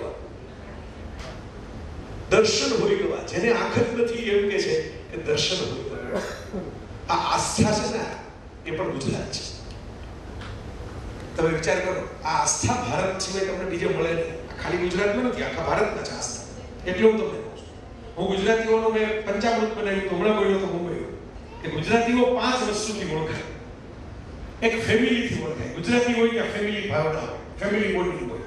ગુજરાતી ફેમિલીને ભૂલે નહીં, પોતાનું ફેમિલી ફર્સ્ટ એમ કરીને જ જીવે. એ ગુજરાતી પહેલું કામ ફેમિલીનું કરે, કુટુંબનું કરે. બીજું, ગુજરાતી હોય કે ફાઇનાન્સ હોય, પૈસાના હિસાબમાં ગડબડ થાય નહીં, બધાને ખબર પડે કેમ કમાવા, કેટલા રાખવા, કેટલા રોકવા, બધી ખબર પડે. એટલે ફેમિલી હોય, ફાઇનાન્સ હોય. યાદ રહી જાય એટલે એફ વાળા શબ્દો છે. હમણાં આપણે જે કર્યું અત્યાર સુધી ફન હોય. ગુજરાતી હોય જલસો કર્યા વગર રહે નહીં. બરોબર? એ એમ મેં તો એવું જોયું છે કે ધારો કે કોઈ લગ્ન હોય કુટુંબ એમ કે હવે આપણા ઘરનો છેલ્લો પ્રસંગ છે, બધાને બોલાવીને જમાડીએ. પછી જેને લગ્ન કર્યા હોય ને બાળક આવે ને, હવે આપણા ઘરનો છેલ્લો પ્રસંગ છે. આ છોકરું મોટું થાય ત્યારે એના લગ્ન થાય ત્યારે તમે જીવતા નહીં, હવે બધાને ભેગા કરીને જમાડીએ. બરાબર? છોકરું 5 વર્ષનું થાય ને, હવે તો આ છોકરું મોટું થયું, એના બધા દોસ્તારો હોય ને આપણે હરવાની બર્થડે પાર્ટી જોઈએ. આપણને મજા બહુ આવે ફન કરવા, ભેગા થઈને જલસો કરવામાં. એટલે ગુજરાતીમાં જેટલા હાસ્ય લેખકો અને હાસ્ય કલાકારો છે ને, ભારતની બીજી કોઈ ભાષા નથી. તમે જોયું, જ્યોતિન્દ્ર દવેથી શરૂ કરીને વિનોદ મહેતા, તારક મહેતા, વિનોદ ભટ્ટ અને તારક મહેતા સુધી, અને અમારા સાયરા અને જગદીશભાઈ ને ઢગલો તમે જુઓ, ધીરુભાઈ સરવૈયા, ભીખુદાનભાઈ ગઢવી, શામુદ્દીનભાઈ રાઠોડ, કેવા કોઈ ગામડામાંથી મોટું થયું હોય, કોઈ પ્રિન્સિપાલ તરીકે કામ કરતા હોય, કોઈ હિન્દુ છે, કોઈ મુસ્લિમ છે, પણ બધા શામુદ્દીનભાઈ, તમને અબ્દુલ કલામ અને શામુદ્દીન રાઠોડ સાહેબ આ બે એવા વ્યક્તિત્વો છે કે જેના નામે કોઈ ધર્મ જ યાદ ન કરે. શામુદ્દીનભાઈને મંદિરના ઉદ્ઘાટનમાં બોલાવે, મંદિરનું ઉદ્ઘાટન છે સાંજે શામુદ્દીનભાઈ, અને શામુદ્દીનભાઈ આખી રાત કૃષ્ણની વાતો કરે, રામની વાતો કરે, અદ્ભુત વાતો કરે. વિદ્વાન માણસ, કૃષ્ણની બાબતમાં બહુ વિદ્વાન. ગીતાના શ્લોક મોઢે. હમણાં એક કાર્યક્રમમાં અમે સાથે હતા તો એવું સરસ વાક્ય બોલ્યા, કામ લાગે એવું છે જીવનમાં, કે એ સમાજ તો ઉત્તમ છે કે સજ્જનોના સન્માન કરે છે. જેમ અહીં થયા સજ્જનોના સન્માન કરે છે. એ સમાજ મધ્યમ છે કે જે સજ્જનોના સન્માન નથી કરતો, ભૂલી જાય છે, સજ્જનોના સન્માન કરવાનું ભૂલી જાય છે. પણ એ સમાજ અધમ છે કે જે સજ્જનોને બદલે દુર્જનોના સન્માન કરવા માંગે છે.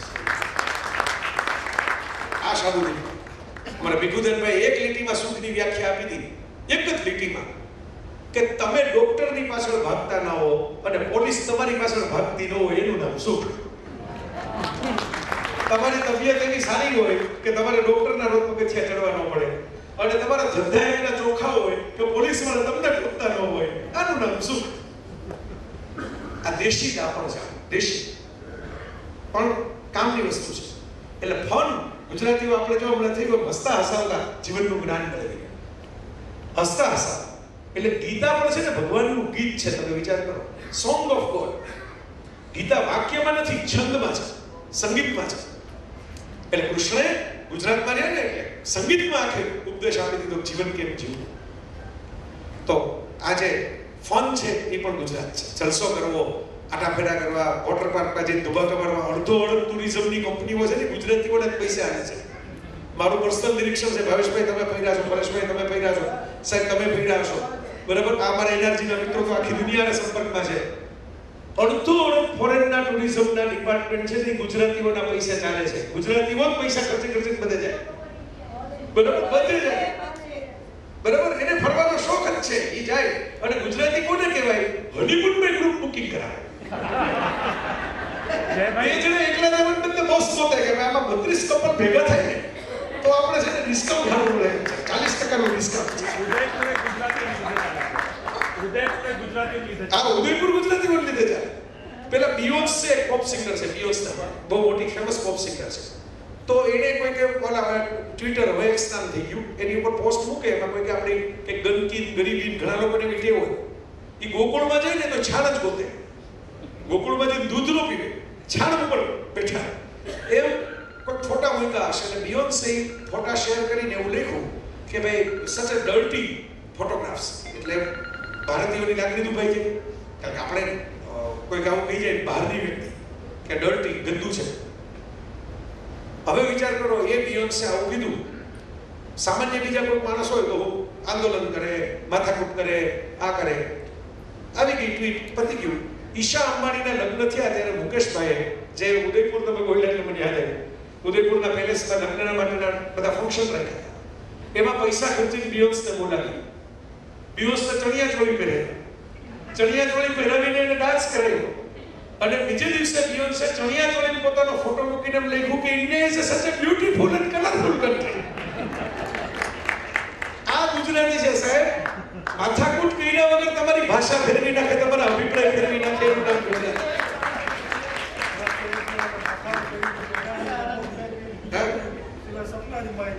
પણ તમે સાહેબ ભારતના ટોપ 10 અબજપતિઓનું લિસ્ટ કરો ને, ભારતના ટોપ 10 એમાં પહેલા 5 ગુજરાતી જ છે.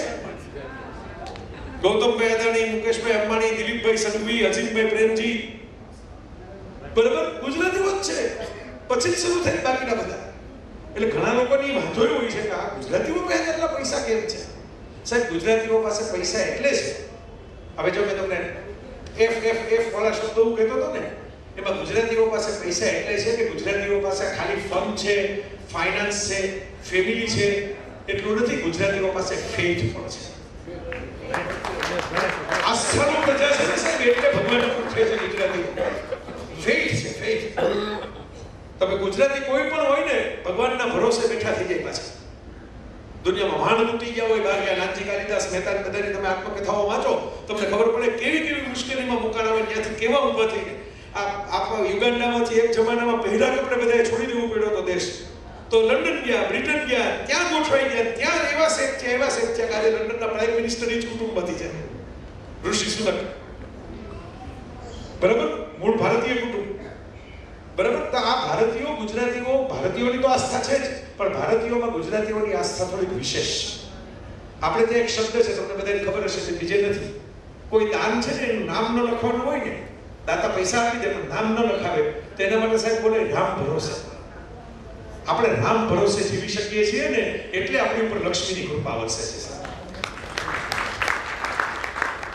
આપણે સરસ્વતીને પોખરા કરીએ. હું ઘણી વાર હસતા હસતા કહું કે ભલે ભલે એમ કે ગુજરાતીઓ છે એનું લેખન વાંચનમાં ધ્યાન ઓછું છે, પણ આ તમારી સામે એક લેખક ઊભો જે દુનિયા ફરી શકે છે, સારી કાર ધરાવે, એક સારું ઘર ધરાવે, અને અલગ અલગ દેશોમાં. હમણાં ઓસ્ટ્રેલિયા જાઉં છું 14 દિવસ માટે, તો ઓસ્ટ્રેલિયામાં કે મને ક્રિકેટરો નથી બોલાવતા, તમે તમારી આ વર્લ્ડ કપ જીતી ગયા આવો આટો મારવા.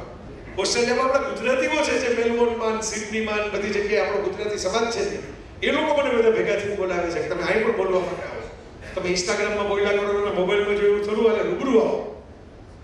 આ ગુજરાતીઓની તાકાત છે સાહેબ. ગુજરાતી પોતાના લેખકને હારા જાકીટ પહેરી શકે, હારા કપડાં પહેરી શકે, એ લેવલે પોખી દે છે. એટલે આપણે લક્ષ્મીની પૂજા કરીએ છીએ, આપણે સરસ્વતીની પૂજા કરીએ છીએ, આપણે નરસિંહ મહેતાની પૂજા કરીએ છીએ. હું તો ઘણી વાર હસતા હસતા કહેતો કે આખી દુનિયામાં સંસ્કાર શું? બધા બોલે ને સંસ્કારી થાઓ, સંસ્કારી થાઓ. સંસ્કાર એટલે આ દુનિયામાં આપણી સિવાય બીજા પણ જીવે છે એનું ધ્યાન રાખીને જીવવું હોય. ગુજરાતીમાં લક્ષણ છે આપણે બીજાનું ધ્યાન રખાય, આપણું જ ખાલી કઈને ન રખાય. બરાબર. તો આ નરસિંહ મહેતાએ જે વૈષ્ણવ જનની કવિતા લખી નાખી, ભજન લખ્યું છે, જે હજી વાગે છે. અને મોદી સાહેબે, મને યાદ છે, G20માં 20 ભડભાદર જોરાવર દેશોના નેતાઓ આવ્યા, એને રાજઘાટમાં સમાધિ ઉપર બેસાડીને વૈષ્ણવજનનું ભજન સંભળાવ્યું. એટલે વિચાર કરો, રચનારો ગુજરાતી નરસિંહ મહેતા, જેની સમાધિ હતી ગાંધીજી ગુજરાતી, અને જ્યાં બેઠાડે બધા વડાપ્રધાન ગુજરાતી, 3 ગુજરાતીઓ ભેગા થઈને વિશ્વના ટોચના 20 દેશો ભજન ગાતા કર્યા. તમે વિચાર કરો, મારે હમણાંનું દૃશ્ય છે, ગૂગલ કરશો તો વિડીયો મળશે, ખોટું નથી કહેતો. બરાબર. એટલે આ બહુ અદ્ભુત આપણી પાસે તાકાત છે. હું હસતા હસતા કહું કે તમે દુનિયાના કોઈ પણ ખૂણેથી ભારત દેશમાં પગ મૂકો, પણ તમારે પહેલા એક ગુજરાતીનો ચહેરો જોવો પડે, મોહનદાસ કરમચંદ ગાંધી. કારણ પહેલા તો રૂપિયા તમારે જોયો ને ભારતના રૂપિયા તમે કરાવો છે, ડોલરમાંથી, પાઉન્ડમાંથી, યેનમાંથી, જેમાંથી જે કરાવો એ બરાબર. પહેલું કામ તમારે શું આવે? ગાંધીજી દેખાય. ગુજરાતીનું મોઢું જોઈને જ તમારા ભારતમાં કામ થાય, એના વગર ભારતમાં કામ થાય નહીં. અને આ સરદાર પટેલ જેની મૂર્તિ આજે આપવામાં આવી બધાને, તમે કલ્પના કરો, આપણે છેલ્લી 5 મિનિટ સુધી હવે પહોંચી ગયા, પણ સરદાર સાહેબ તમે કલ્પના કરો, કોઈ આગળ પાછળનો કોઈ રેફરન્સ નહીં. મહારાજાઓ, ક્યાં રાજા રજવાડાઓ, નવાબો, એની સાથે કામ લેવાનું કીધું ને, ક્યાંક સુદર્શન ફેરવવાનું, ક્યાંક વાંસળી વગાડવાની, બધી રીતે સરદાર સાહેબે કામ લીધું અને આખા દેશને એક નકશો બનાવીને એક કરી દીધો સાહેબ. બીજે બધે જે એક નથી, તો ભાષા અને ધર્મ એક હતો.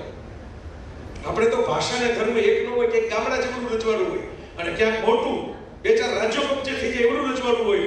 બધાને સરદાર સાહેબે પ્રેમથી બહુ ઓછા સમયની અંદર અને લોર્ડ માઉન્ટબેટન જેવા પરદેશીએ સરદાર પટેલ માટે એમ કહેવું પડ્યું કે એવું બને કે તમે સફરજનનું ઝાડ હટાવો અને તમે નીચે ટોપલી મૂકી હોય એમાં જ બધાય સફરજન પડે. આખા ઝાડમાં બધાય સફરજન એક જ ટોપલીમાં પડે. એવું બને નહીં, પણ સરદાર પટેલ એ વ્યક્તિ છે જેને કરીને બતાવ્યું હું સફરજનના ઝાડના બધા સફરજન એક ટોપલી મૂકી દઉં. જે દેશનું નામ છે મારું રાષ્ટ્ર, મારો દેશ, મારું હિન્દુસ્તાન, મારું ભારત. એટલે સ્ટેચ્યુ ઓફ યુનિટી છે. આ વિચાર કરો, સરદાર સાહેબની આ તાકાત છે, આ મજબૂતાઈ છે. તો મારા મિત્રો આપણે ઘણી બધી ના પણ પછી આમાં શું થાય કે બીજી વાર બોલાવવા જેવું રાખે ને એમ થાય કે ભાઈ આ ભાઈ છે એ તો પૂરું કરતા નહોતા એટલે બીજી વાર આમને નથી બોલાવવા, એને બોલાવવા છે પૂરું કરે. બરોબર? એટલે હું તો હસતા હસતા કહું કે હવે વેબ સિરીઝના જમાના આવી ગયા. સીઝન 1, સીઝન 2, સીઝન 3 એટલે આપણે પનિશમેન્ટ કહીએ કે તમારે સીઝન 3 કરવી, સીઝન 2 કરવું, સીઝન 4 કરવી. અમારે એનર્જી વાળા મિત્રો પાછા પડે નથી, મને ખબર છે. અને ગુજરાત બહુરત્ન વસુંધરા છે, એવું નથી કે મને એકલાને જ બોલતા આવડે છે. બીજા ઘણા એવા છે કે જે લોકો સરસ બોલી શકતા હોય. એટલે તમે ટેન્શન લેતા નહીં. ભાવેશભાઈની લાગણી છે, ભાવ છે, એમનું નામ જ ભાવેશ છે તો ભાવ તો હોય જ ને. બરોબર? પણ ચિંતા કરતા નહીં, તમારી બધાની ભૂખની ચિંતા હું કરીશ. તમે ટેન્શન લેતા નહીં. હું તમને અરે વાહ જી જી સર કૃષ્ણ ઉપર કઈ બોલો સર હજી બોલું અરે જી તમારો એક વિડિયો જોયો છે જેમાં તમે વાઘ બારસ અને ધનતેરસ એના ઉપર તમે પ્રકાશ કરો. એ તો ચાલો બરાબર. તો છેલ્લો એફ આપણે બાકી રાખીએ કારણ કે એમાં જરા મજા આવે એવી વાત છે. બરાબર? આપણે ઓલા ફાઇનાન્સ ને ફેથ લગી પહોંચ્યા હતા. બરાબર? એ લેસન બાકી રાખીએ.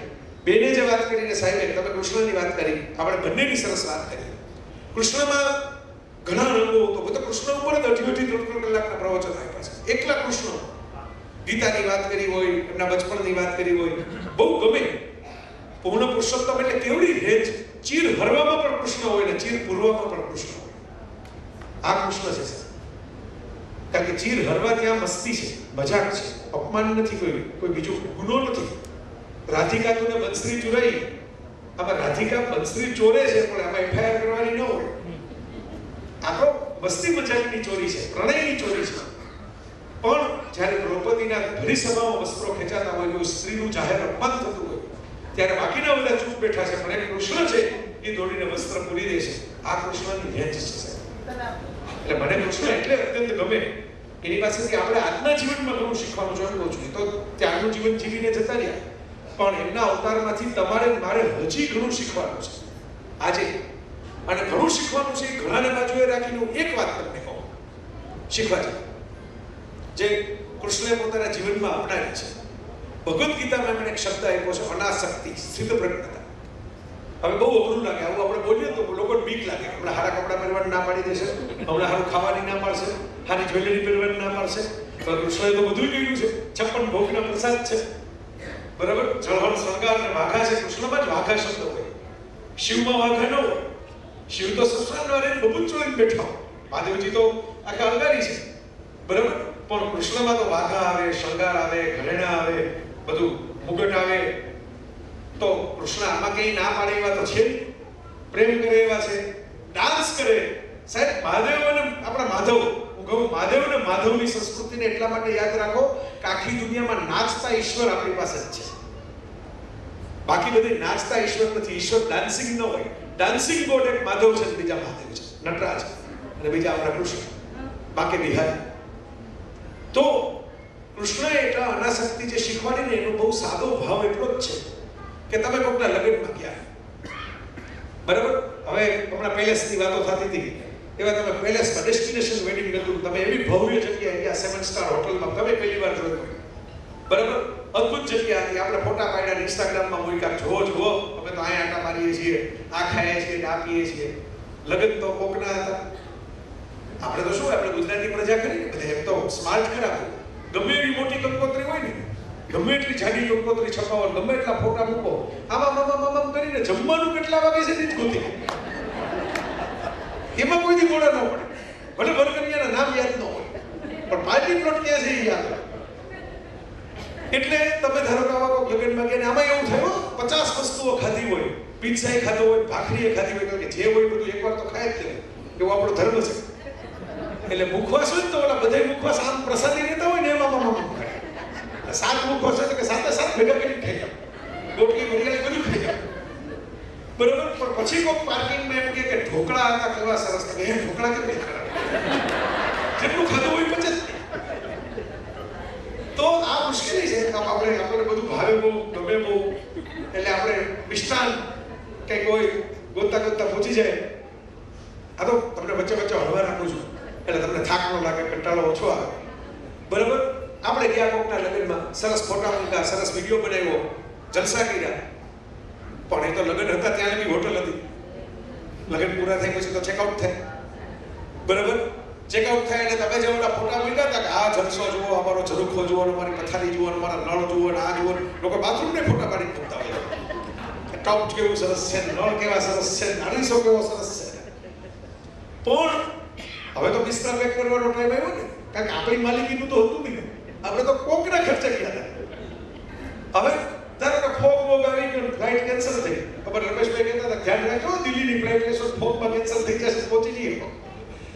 તો કેન્સલ થઈ ફ્લાઇટ, તમે રેલવે સ્ટેશન આવ્યા, હવે ટિકિટ કન્ફર્મ હોય નહીં, બરોબર, કે અચાનક લેવાની આવી, એટલે જનરલની ટિકિટ લેવી પડે.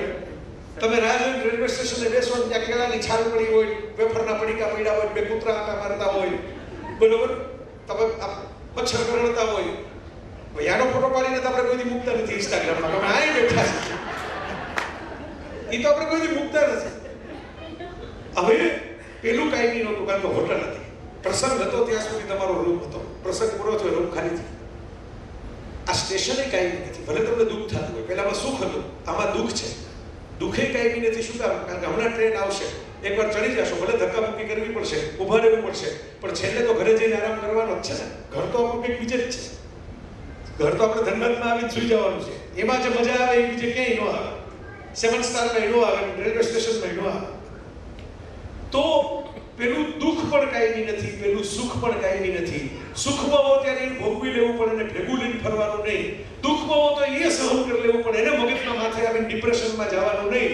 આનું નામ કૃષ્ણ, આનું નામ સ્થિત પ્રજ્ઞતા, આનું નામ ભગવદ ગીતા, આનું નામ જ્ઞાન. આટલું જો આપણે શીખી લઈએ કૃષ્ણ પાસેથી, આપણે જીવનમાં આપણી જિંદગી સરખી થઈ જાય. બીજાનું જે થવું હોય આપણી જિંદગી સરખી થઈ જાય. તો તમે જે વાત કરી ત્યાં તો ઓછું આને વાત સરસ છે, નાનકડી છે. એમની ફરમાઈશ હતી કે તમે દિવાળીના તહેવાર વિશે જે બોલો છો એ કહો. આપણા ઋષિઓ હોય છે ને, ઘણી બધી વસ્તુઓ આપણને હસતા રમતા શીખવાડી દીધી છે. દિવાળીનો 4 દિવસનો મુખ્ય તહેવાર, 5મા દિવસે બેસતું વરસ આવે. બેસતું વરસ તો ગુજરાતીઓ ઉજવે, વિક્રમ સંવત. વિક્રમ ઉજ્જૈનમાં છે, પણ એનું સંવત ઉજવનારા હજી ગુજરાતીઓ પડ્યા છે. વિચાર કરો, મધ્યપ્રદેશમાં ન ઉજવે એવું બેસતું વરસ આપણે ગુજરાતમાં ઉજવાય. તો વિચાર કરજો, પહેલો દિવસ છે વાઘ બારસ. વાઘની વાઘ એટલે વાણી, સરસ્વતીની પૂજા, એટલે જ્ઞાન પણ હોવું જોઈએ જીવનમાં. હવેનો યુગ એવો થઈ ગયો છે, તમે બધા મોબાઈલ લઈને બેઠા છો. તમે મોટા ભાગના સમૃદ્ધ પરિવારો, સારું કમાતા હો, સારી રીતે જીવતા હો, સારો મોબાઈલ લઈ આવો મોંઘા ભાવનો. પછી તમારા કુટુંબમાં જે નાના ઉંમરના સભ્યો છે ને, એની પાસે તમારે જવું પડશે. આમ ફોટો આવી ગયો એ જાતો નથી, આમાં મ્યુઝિક કેમ સેટ કરવું, આ વોલ્યુમ કેમ ઓછું કરવું, આમાં શું થઈ ગયું જોવો તો. એટલે પછી ઓલા ટાબરિયાઓ આપણો ભાવ ખાય. હમણાં ટાઈમ નથી, મારું હોમવર્ક કરીને પછી હું જોઈશ.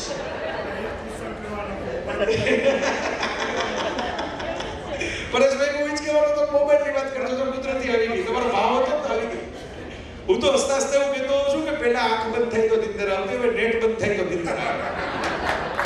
ગમે એવા થાકેલા હોય ને, ઊંઘ ચિંતનમાં ગમે એવા ઝોલા ખાતા હોય, પણ મોબાઈલમાં 5 મેસેજ જોઈને પછી સુવાની થાય કે તો જરાક એમ થાય કે આપણે મોબાઈલ, તમે જો ફ્લાઇટમાં બેઠા હો ને, જેવી ફ્લાઇટ વાળી લેન્ડિંગ થવાનું આવે ને, લોકો બેગની ચિંતા નથી કરતા. પેલા મોબાઈલ ચાલુ કરીને ટક ટક ટક ટક જોવા માંડે, 1 કલાકમાં સુઈ થઈ ગયું છે. આ જગતમાં પ્રલય આવી ગયો છે, મને ખબર નથી. બરાબર, અહીંથી હિમાલય જાય, શું કામ જાય તો બ્રેક લેવો છે, બ્રેક. લાઈફમાંથી બ્રેક લઈને આવે, હિમાલયમાં જઈને થોડીક શાંતિ મેળવવી છે. ત્યાં બાલ્કનીમાં ટીકને સિગ્નલ ગોતતા હોય. આમાં બ્રેક ક્યાંથી આવે? કારણ કે ત્યાં જઈને એ જ કામ કરતો હોય. પછી પેલી ફાઇલનું આમ કરી નાખજો, ઓલું આમ કહી દેજો, ઓલું આવે તેને ના પાડી દેજો, નથી. તો મારા મિત્રો, આ મોબાઈલની તો દુનિયા જુદી થઈ ગઈ છે આખી. પણ જે મોબાઈલ તમારે ચાલુ કરવા માટે એની કંઈક ઓપરેશન સમજવા માટે કોઈકનું નોલેજ જોઈએ ને, એ સરસ હતું. બાળક નાનું છે, એ મોબાઈલ ખરીદી શકે એમ નથી, પણ તમારો મોબાઈલ કેમ વાપરવો એ તમને શીખવાડી દેશે. કારણ કે ઉપરવાળાએ નવી ચીપ લઈને એને મોકલ્યા છે. આપણી ચીપ જૂની થઈ ગઈ. આપણે 786 ને 586 વાળા મોડલ હતા, આ જુદું મોડલ છે. બરોબર? એટલે તમે જો 3 વર્ષનું ટાબરિયું તમારો વિડીયો ઉતારશે, સારો ઉતારશે. તમે ઉતારવાના કરતા એના એંગલ સારા હશે. તો સરસ્વતીની પૂજા. બીજો દિવસ ધનતેરસ, ધન્વંતરી, આરોગ્યની પૂજા. તબિયત સારી રાખો, શરીર સારું રાખો. અડધા પડતા હવે તમે મને જોઈને એમ કહેશો કે આ ભાઈ પોતે આવી વાત કરે છે કે આરોગ્યની પૂજા, આ લોકો સાક્ષી છે. પૂછો ચેતનભાઈ. બરોબર? મેં કીધું ભાઈ આપણે આ બેઠાડું જિંદગી બહુ થઈ ગઈ, જેમાં વાંચવાનું, ફિલ્મો જોવાની, બોલવાનું, લખવાનું, ગાડી બેસવાનું, લાઈનમાં બેસવાનું. હવે મેં કીધું એક ટાઈમ જમવાનું નહીં અને ચાલવાનું રાખો. આ લોકો જમતા હતા, હું આટા માર્યા હોય આખા દેવઘરની બધા, આમથી આમ, આમથી આમ, આમથી આમ બધું જોયું. ક્યાં શું બને છે, કેવું વેચાય છે, લેવાનું કઈ નતું, પાકીટ જ નહોતું. પાકીટ ગાડી મૂકીને નીકળ્યા હતા, એટલે કઈ લેવાનું તો હતું જ નહીં. વિન્ડો શોપિંગ કરીએ. પણ થોડુંક તો આ તમારી સામે અત્યારે સ્ફૂર્તિથી બોલી શકો. જો ખાઈ પીને પડ્યા રહીએ તો પછી ગ્રેજ્યુઅલી શરીર પણ જવાબ આપી દે. એટલે કોઈ દિવસ કામથી માણસ છે ને બીમાર નથી પડતો, આરામથી માણસ બીમાર પડે છે. આ મારું નિરીક્ષણ છે. કામ કરનારો માણસ માંદો ઓછો પડે છે, આરામ કરનારો બહુ વહેલા માંદા પડે. તો બીજો દિવસ છે ધનતેરસ. આયુષ મંત્રાલય ભારત સરકારનું કહે છે ધન્વંતરીનો દિવસ છે, એટલે ધનતેરસ. લક્ષ્મી તો આવે છે પાછળ, કેમ ડબલ ધન ભેગું કરવાનું. ત્રીજો દિવસ છે કાલી ચૌદશ, કાલિકા માતાજીની પૂજા. હવે કાલિકા માતાજીની પૂજા શું કામ? આપણે ઓલા વડા બનાવીએ, ગોળ કુંડાળા કરીએ, પછી કોકના ઘરની સામે થઈ ગયા હોય હામો કકડાટ કરે, આખું વરસ હાલે. અમારા ઘરની સામે કેમ નાખી? એના માટે કાળી ચૌદશ નથી. કાળી ચૌદશ એટલે પરાક્રમ, તાકાત, અભય, ફાઇટિંગ. કોઈ પણ વાતમાં મૂંઝાવવું નહીં, હામાં પડકારા કરવા. આપણે છે ને બે ઓલા લગ્નની વાતો કરી ને, બધા લોકો રિસેપ્શનમાં જાય ને એટલે ઓલી જોડી ચેક કરે, બરાબર છે કે નહીં. આપણે કાંઈ એને નિભાવવાના ન હોય, પણ આપણે એની જોડી ચેક કરીએ, બરાબર છે. પછી ઘણા લોકો પાછા એવા સવાલ કરે, આને કેમ મહા પાડી દીધી છે? એમાં એને કઈ વાંધો નથી, એને તો ખાઈ પીને જતા રહેવાનું છે. બરાબર? ચાંદલાના પૈસા દેવાના નથી, ફૂલે દેવાના નથી, લખ્યું તો નીચે નો ફ્લાવર, નો ગિફ્ટ્સ. બરાબર? પણ આપણને આમાં સવાલ બહુ થાય કે આને હા કેમ પાડી છે? એ હા એટલે પાડી હોય, બોલા હિંમત કરી હોય. બાકીના એ જોઈ વાતો કરી હોય, બાકી આને હિંમત કરીને પૂછી લીધું હોય, ભાઈ તમે આગળ વધશો મારી યાર, તો મારા ફેમિલીની વાત કરો, તમારા ફેમિલીની તમે વાત કરો. બરોબર? 70% હા આમત થઈ છે. ફક્ત 1% જોઈએ મોહબ્બતમાં, બાકીના 99 ખર્ચીના હિંમતમાં. આ ગુજરાતી મનુષ્યનો શેર છે. ગુજરાતીઓ ધંધામાં કેમ આગળ વધ્યા આટલા બધા આખી દુનિયામાં? બરાબર? બાકીના બધા વિચાર કરે કે આપણાથી આ થતો થાય ને, આ તો કેમ ખબર પડે ને, આમાં તો આપણે ભાષા નથી આવડતી. ગુજરાતી ભાઈડા હોય ને બધા જઈને પૂછ્યા કે અમારા બિઝનેસ કરવા તમને રસ છે, તમે અમારા પાર્ટનર રહ્યો, આમ પણ મારી પાસે પૈસા નથી, હું તમારું આ કામ કરી દઉં, તમે ભેગું રોકાણ કરો. ગુજરાતી પહેલે મેં એકવાર પૂછ્યું હતું, એક આવી રીતે કરોડપતિ થયેલા લંડનમાં વ્યક્તિ હતા, તો અમારી સાથે જમતા હતા. તો મેં કીધું તમારી આ યાત્રાનું સિક્રેટ શું, આટલા બધા પૈસા કમાણા તમે આવીને? મને કહે કે આપણે હાપા માણસ પૂછી લેવાનું, ભાઈ તમે બિઝનેસ કરવાના છો તો મારી જોડે નાખશે. તમે 10 જણાને પૂછો તો ગોળી હતી દેવાના છે, ના પાડશે. અથવા તો એમ કહેશે કે આવી વાત ન કરાય, આમ કરે કાઢી મૂકશે. બરોબર? કઈ વાંધો નહીં, કાઢી મૂકી દો, એક દી ભૂલી જવાનું. આપણે દરવાજો બતાવ્યો, બીજો દરવાજો ખખડાવો. તો એ કે 10 દરવાજા ખખડાવો ને એમાંથી 2 દરવાજા તો ખુલવાના જોઈએ. 2 દરવાજામાંથી એક દરવાજામાં તમે પ્રવેશી જાવ ને તો પૈસા કમાવા બહુ સહેલા છે. આ અનુભવી માણસની વાણી મેં તમને કીધી. દરવાજા તો ખુલે જ છે. એટલે પરાક્રમ, કાલિકા એટલે પરાક્રમ. શરીર ગમે એટલું મજબૂત હોય, નોરતાના ગરબામાં 6 ફૂટના બાઉન્સર હોય ને, કાળા કપડા પહેરીને બિચારા 12 માસ થાવતા હોય. શરીર મજબૂત છે પણ હિંમત નથી કઈ નવું પરાક્રમ કરવાની, બિઝનેસ કરવાની. અને આપણા ગુજરાતીમાં 9 દિવસની અંદર આખા વર્ષની કમાણી કરતા હોય, ગરબાના આયોજન કરી, ગાઈને મ્યુઝિક બનાવી. તો છેલ્લું દિવાળી, લક્ષ્મીની પૂજા. જનરેટર વિષ્ણુ છે, જનરેટર બ્રહ્મા છે, ઓપરેટર વિષ્ણુ છે, ડિસ્ટ્રોયર શિવ છે, જીઓડી ગોડ. સંસાર ચલાવવાનો વિષ્ણુ એ છે, તેની બાજુમાં આપણે લક્ષ્મીને બેસાડી રાખી. લક્ષ્મી વગર સંસાર ચાલે નહીં. આપણે ગમે એટલી વાત કરીએ પણ ફ્લાઇટમાં ટિકિટ લેવી હોય તો આપણે ત્યાં એમ કહો કે ભાઈ હું તો ભાઈ ગુજરાતી માટે કામ કરવા નીકળો છું. આ બધા કે અમે તો કઈ અમારો કઈ ઘરનો ધંધો નથી, અમે તો સરકારી નોકરી જ છીએ, નીકળ્યા છીએ. એટલે કે ઇન્ડિગો વાળા મફત ટિકિટ નથી આપતા કોઈને, એના પૈસા તો દઈ દેવા પડે છે. સંસાર લક્ષ્મી ઉપર ચાલે છે એટલે લક્ષ્મી પણ જોઈએ. બરાબર, આજે અચાનક કટોકટી આવે, કોઈ બીજું કઈ નહીં, હોસ્પિટલની કોઈ કટોકટી આવે, મને અનુભવ છે, તમને કદાચ ભગવાન ન કરે કોઈ આવો અનુભવ થાય, હું નથી કહેતો થવો જોઈએ, પણ હું એમ કહું છું થયો હોય તો તમને ખબર હશે કે જેટલું તમે આખા વર્ષમાં કમાવો ને 2 દિવસમાં થતું. આ ટેસ્ટ કરાવો, ઓલો ટેસ્ટ કરાવો, નાઈ જાઓ, ઓલું ઓપરેશન, ઓલી એપોઇન્ટમેન્ટ લો, આમાં આમ ફ્લાઇટમાં લઈ જવા પડશે, આવી રીતે લઈ જવા પડશે. તમે 50 લાખ કમાવો ને 50 લાખ 3 દીમાં ઢગલો થઈ એક હોસ્પિટલના કેસ. તો લક્ષ્મી તો જોઈએ, કટોકટી માટે પણ જોઈએ. તો મિત્રો, આખી વાતનો સાર એટલો છે, આજની આપણી અંતિમ વાત પણ આ છે, પછી મારે કંઈક મજા કરાવીને તમને પૂરું કરી દેવાનું છે 2 મિનિટમાં, કે હેલ્થ અને વેલ્થ, નોલેજ અને કરેજ, 4 બાબતનું કોમ્બિનેશન લાઈફમાં રાખશો ને તો રોજ દિવાળીના દીવડા પ્રગટશે, રોજ નવા વર્ષનો ઉત્સવ. આટલું જ સહેલું, આટલું જ આસાન છે. 4નું કોમ્બિનેશન. એકલી વેલ્થ હોય પણ હેલ્થ ન હોય તો નકામ, એકલી હેલ્થ હોય પણ વેલ્થ ન હોય તો નકામ, નોલેજ હોય પણ કરેજ ન હોય તો નકામ, વેલ્થ હોય નોલેજ ન હોય, પૈસા હોય મારી પાસે પણ શું કરવું, મોબાઈલમાં પેમેન્ટ કેવી રીતે થાય ડિજિટલની ખબર ન પડતી હોય, મારે કોઈને ભેગા રાખવા પડે. બધાનું કોમ્બિનેશન થાય, આપણે ગુજરાતીઓ કરી શકીએ છીએ એટલે બેલેન્સ વાળી પ્રજા છે. તો મારા મિત્રો, ખૂબ લાંબી યાત્રા આપણે કરી, સરસ યાત્રા કરી, મને મજા આવી. તમે તો હોશથી મને આમ પોરસ ચડાવ્યો, આપણે દેશી ભાષામાં કહીએ ને, હજી વધારે, દિલ માંગે મોર, દિલ માંગે મોર.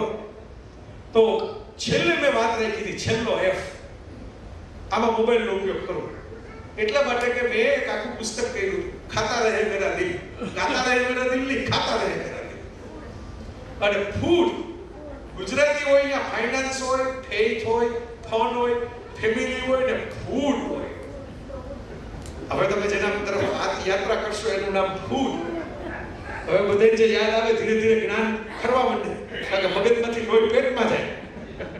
બરોબર, એટલે યાદ આવે ભાઈ આપણે બીજું તો બધું સમજ્યા, આમાં જમવાનું કઈ ન હોય તો આપણે ઘરે જઈને કંઈક બહાર બીજું રેસ્ટોરન્ટ બંધ થઈ જાય પહેલા નીકળીએ. આ ફૂડ વગર ગુજરાત હોય નહીં. તમે આમ છે ને ગુજરાતી તમે વિચાર કરો, આપણે એવી પ્રજા છીએ, આપણે બ્રેડ લઈએ ને પછી એને ટોસ્ટ કરીએ, કડક કરીએ ને પછી ચામાં બોલી નરમ કરીએ. બરોબર, પેલા નરમમાંથી તમે કડક કરો, પછી કડકમાંથી નરમ કરીએ. બરોબર, આપણે જ કરીએ. કેવો આખી પૃથ્વી ઉપર બીજા કોઈની તાકાત નથી. તો ખાવા પીવાની વાત આવે એટલે આપણે બધા આમ જલસો પડી જાય. એટલે તાજા લગ્ન થયા હતા ભાઈના, તો ઘરેથી એને હવે ટિફિન ઘરેથી નવું આવતું હતું. તો એને ઓફિસમાં બેઠા કોર્પોરેટ મીટિંગમાંથી મેસેજ કર્યો કે આજે શું છે ટિફિનમાં. તો સામે પાછો સરસ મજાનો અંગ્રેજીમાં ટાઈપ થયેલો મેસેજ આવ્યો મોબાઈલમાં કે today I have cooked for you a special item made from chickpea noodles with salt and pepper and red chilies soaked in red tomato gravy with onion and garlic. પેલા ભાઈ તો meeting પૂરું કરીને સીધી tiffin ખોયું, એટલે વહેલું ખાઈ ગયું. તો સેવ ટમેટાનું શાક. ઘણી વખત આપણે ખાવા જઈએ ને, તમે જોજો ઓલી વાનગીના નામ ખબર ન પડે. ઘણા રેસ્ટોરન્ટ, બહુ મોંઘા રેસ્ટોરન્ટ એવું હોય, તમને બોલતા જ ન આવડે એવા નામ. પરેશભાઈ, બરોબર, પરેશભાઈ જોજો તો ખોટું બોલતું કહેજો. એટલે આપણે શું કરીએ, પછી વેઇટરને બોલાવીએ, આ શું છે. છેલ્લે આપણે પૂછીએ આમાં તમારા રેસ્ટોરન્ટમાં સારામાં સારું શું પડે. એટલે પછી એમ કે આ ખાવા જેવું છે, એટલે આપણે એ લેતા આવો. એની બોલતા ન આવડતું હોય, તમને બોલતા ન આવડતું હોય, છેલ્લે 5000 રૂપિયા ખર્ચીને તમે વેઇટરની ચોઈસનું ખાઈને આવો છો પાછા. કારણ કે ખબર તો પડતી નથી કે આમાં શું છે અંદર. આ નામ એવા ભપકાદાર લખ્યા હોય ને, બરોબર. તમને હું હમણાં મુંબઈમાં આપણે નીતા અંબાણી કલ્ચરલ સેન્ટરમાં નાટક જોવા, નીતાબેને અદ્ભુત સેન્ટર બનાવ્યું છે. શ્રીનાથજીની થીમ ઉપર આખું બહુ સરસ અદ્ભુત છે. કોકર જોવા જાજો, નાટક ન જોવા જાવ તો એમને સેન્ટર જોવા જાજો. ત્યાંથી બહાર નીકળ્યા, હું અમારો મિત્ર એક ભેગા હતા, એટલે અમે કીધું ભાઈ જમીએ તો ખરા, 3 કલાકનું નાટક એમને બેઠા હતા. તો બાંદ્રામાં એક રેસ્ટોરન્ટમાં લખેલું હતું કે we are serving health food, healthy option. મેં કીધું આ હેલ્ધી વાળું, આપણે ફાંદ ઘટાડવાની છે, હેલ્ધી વાળા ફૂડમાં જાય. તમે હેલ્ધી ફૂડના એ રેસ્ટોરન્ટ બેઠા, ભાવ બહુ હેલ્ધી નહોતા, ભાવ 600 રૂપિયા 700 રૂપિયા એવા બધા હતા એક વસ્તુ. એટલે મેં કીધું આ છે ને આપણી પેટની ચરબી ઘટાડવાના બદલે પાકેટની ચરબી ઘટાડવાના લાગે છે. તો અમે એવી મોંઘા ભાવની 2 વસ્તુ મંગાવી. એમાં કંઈક 7 ધાનનો ઢોસો હતો. 7 ધાનનો ઢોસો, 1 ધાનનો નહીં 7 ધાનનો. 7 ધાનનો ખીચડો થાય ને, 7 ધાનનો ઢોસો હતો.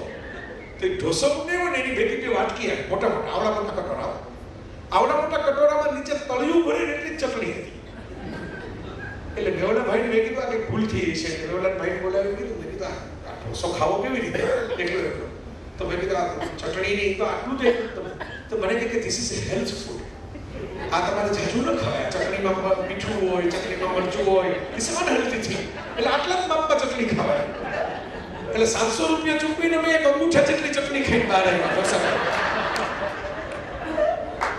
બરાબર, એટલે મને બરાબર અહેસાસ થયો કે હેલ્ધી ફૂડ કેવા હોય. એટલે ઘણા નથી કહેતા મજાકમાં કે ગ્રીન ટી પીવાના ફાયદા શું હોય? તો કે ગ્રીન ટી પીવાના ફાયદા એ મહેમાન વારંવાર ઘરે આવે નહીં. કાંઈ તો ગ્રીન ટી પીવડાવ્યા કરે છે એટલે આપણે અહીં જવાની જરૂર નથી.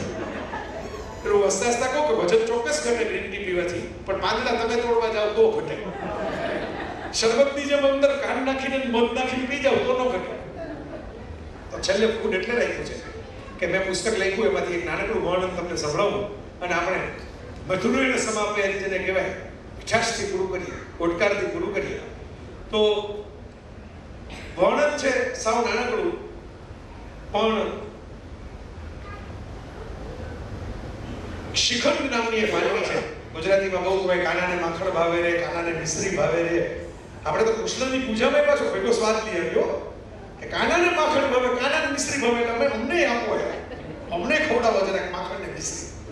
તો શિખંડ મૂળ છે મહારાષ્ટ્રની વાનગી, પણ રહેતા રહેતા ગુજરાતી થઈ ગઈ, શ્રીખંડનો શ્રીખંડ થઈ ગયો.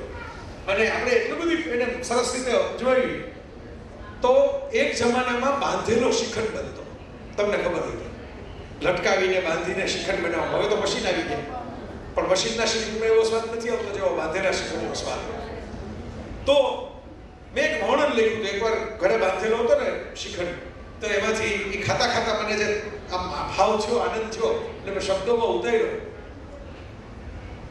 ગીર ગાયનું જામેલું ચક્કાબંધ ને જથ્થાબંધ મલાઈદાર મોળું દહીં લઈ કોટનની ચૂંદડીની અંદર આખી રાત નિતાર્યા પછી એમાં ઝગમગ હીરાકણી જેવો મોરસ, મોરસ એટલે ખાંડ, પણ ઝગમગ હીરાકણી દેખાય ને, ખાંડની તમને હીરાના ટુકડા જેવી લાગે ભાવથી હોય તો, અને જરાકમથી ખટાશ જ રહે એવી રીતે એકરસ કરો.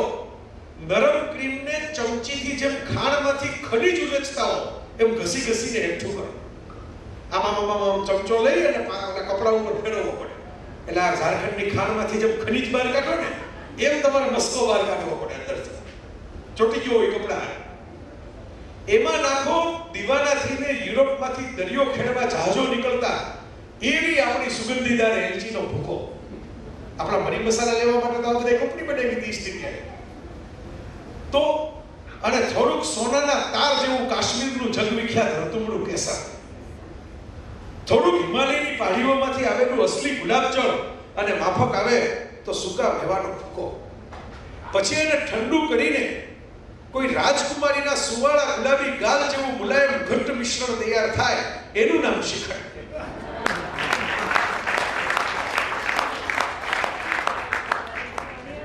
તો વિચાર તો કરો, પેટમાં જઈને જઠર ઉપર અસ્તર કરે, પેટમાં જઈને જઠર ઉપર અસ્તર કરે એમ કોઢો ટાઢો કરતી આ મન લુભાવન મીઠાઈ છે. ઘરમાં બાંધીને બનાવેલો શિખંડ પણ આપણી લુપ્ત થતી સાંસ્કૃતિક ધરોહર છે. એને આરક્ષિત પ્રજાતિમાં ગણવો જોઈએ, નહીતર બજારના ચોસલામાં સ્વર્ગીય મીઠો મઠ્ઠો ખોવાઈ જશે અને બાવળાના ગોટલા ચડાવતી મહેનત પછીનો સ્વજનોના હાથનો સુખ સ્વાદ વિસરાઈ જશે. તો મારા મિત્રો, મૂળ વસ્તુ તો શિખંડ જ છે, મૂળ વસ્તુ તો ખાવાનું છે. ખાવાના વર્ણન ન સાંભળવાના હોય, ખાવાનું હોય. પણ ગુજરાતી ભાષાનો વૈભવ એવો છે કે ભાષા સાંભળીને ભૂખ લાગે. આ મેં પોસ્ટ મૂકી હતી ફેસબુક ઉપર, લંડનથી મને ફોન આવ્યો, તો અમારે અત્યારે ક્યાં બાંધવા જાવ શિખંડ આ લંડનની અંદર? તમે તો નરકના તાવડાના પગ તળશે એમ કે આવી લખાણ મૂકો છો, હવે અમને મન થયું શિખંડ ક્યાંથી મંગાવવું અત્યારે? તો હસતા હસતા કહું છું કે જ્યાં ફૂડ હોય ને ખીચડી હોય તો ભલે, ખીચડી તો ગુજરાતનું જ પ્રતીક છે. લગ્ન જીવન સાચવવું હોય તો ખીચડી બનાવતા શીખી જાવ. ચક્કી લાવી ચોખાનો દાણો, ચક્કો લાવ્યો મગનો દાણો, અને બે ભેગા થઈને રાંધવી, એનું નામ ખીચડી. ચોખા સ્વતંત્ર સ્વાદ જુદો હોય, મગનો સ્વતંત્ર સ્વાદ જુદો હોય, પણ ભેગા થાવ ત્યારે ખીચડીનો સ્વાદ જુદો થાય. એમ દીકરી કોઈ ઘરમાંથી આવે એનો સ્વાદ જુદો હોય, એની ઓળખ જુદી હોય. પુરુષ જે ઘરમાં મોટો થયો હોય એનો સ્વાદ ને એની ઓળખ જુદી હોય, પણ બે જણા દાંપત્યમાં ભેગા થઈ અને જે નવો સ્વાદ બનાવે ને એનું નામ ખીચડી. એ પછી જ જાય. એ કોઈ માંદા પડે તો એને દીકરી થાય. તો આવી સરસ મજાની ખાવા પીવાની વાતો સાથે આપણે પૂરું કરીએ. ભવિષ્યમાં પાછો મળવાનો મોકો થશે તો ચોક્કસ તમને બધાને મળવા હું આવીશ. મોરારી બાપુ ઘણીવાર એમની કથા પૂરી કરે ને 9 દિવસની, ત્યારે એક શેર સંભળાવતા હોય છે બશીર ભદ્રનો. એ સંભળાવીને હું કિરીટભાઈને આગળ મારા ખાલી તમારે સંચાલન કરવાનું છે એટલે તમે તો સામે બધા ગોઠવાઈ ગયા, તો આગળ વિનંતી કરું. सितारों को आंखों में महफूज रखना, बहुत देर तक रात ही रात होगी, मुसाफिर है हम भी, मुसाफिर हो तुम भी, किसी मोड़ पे फिर से मुलाकात. धन्यवाद. जय जय गणेश.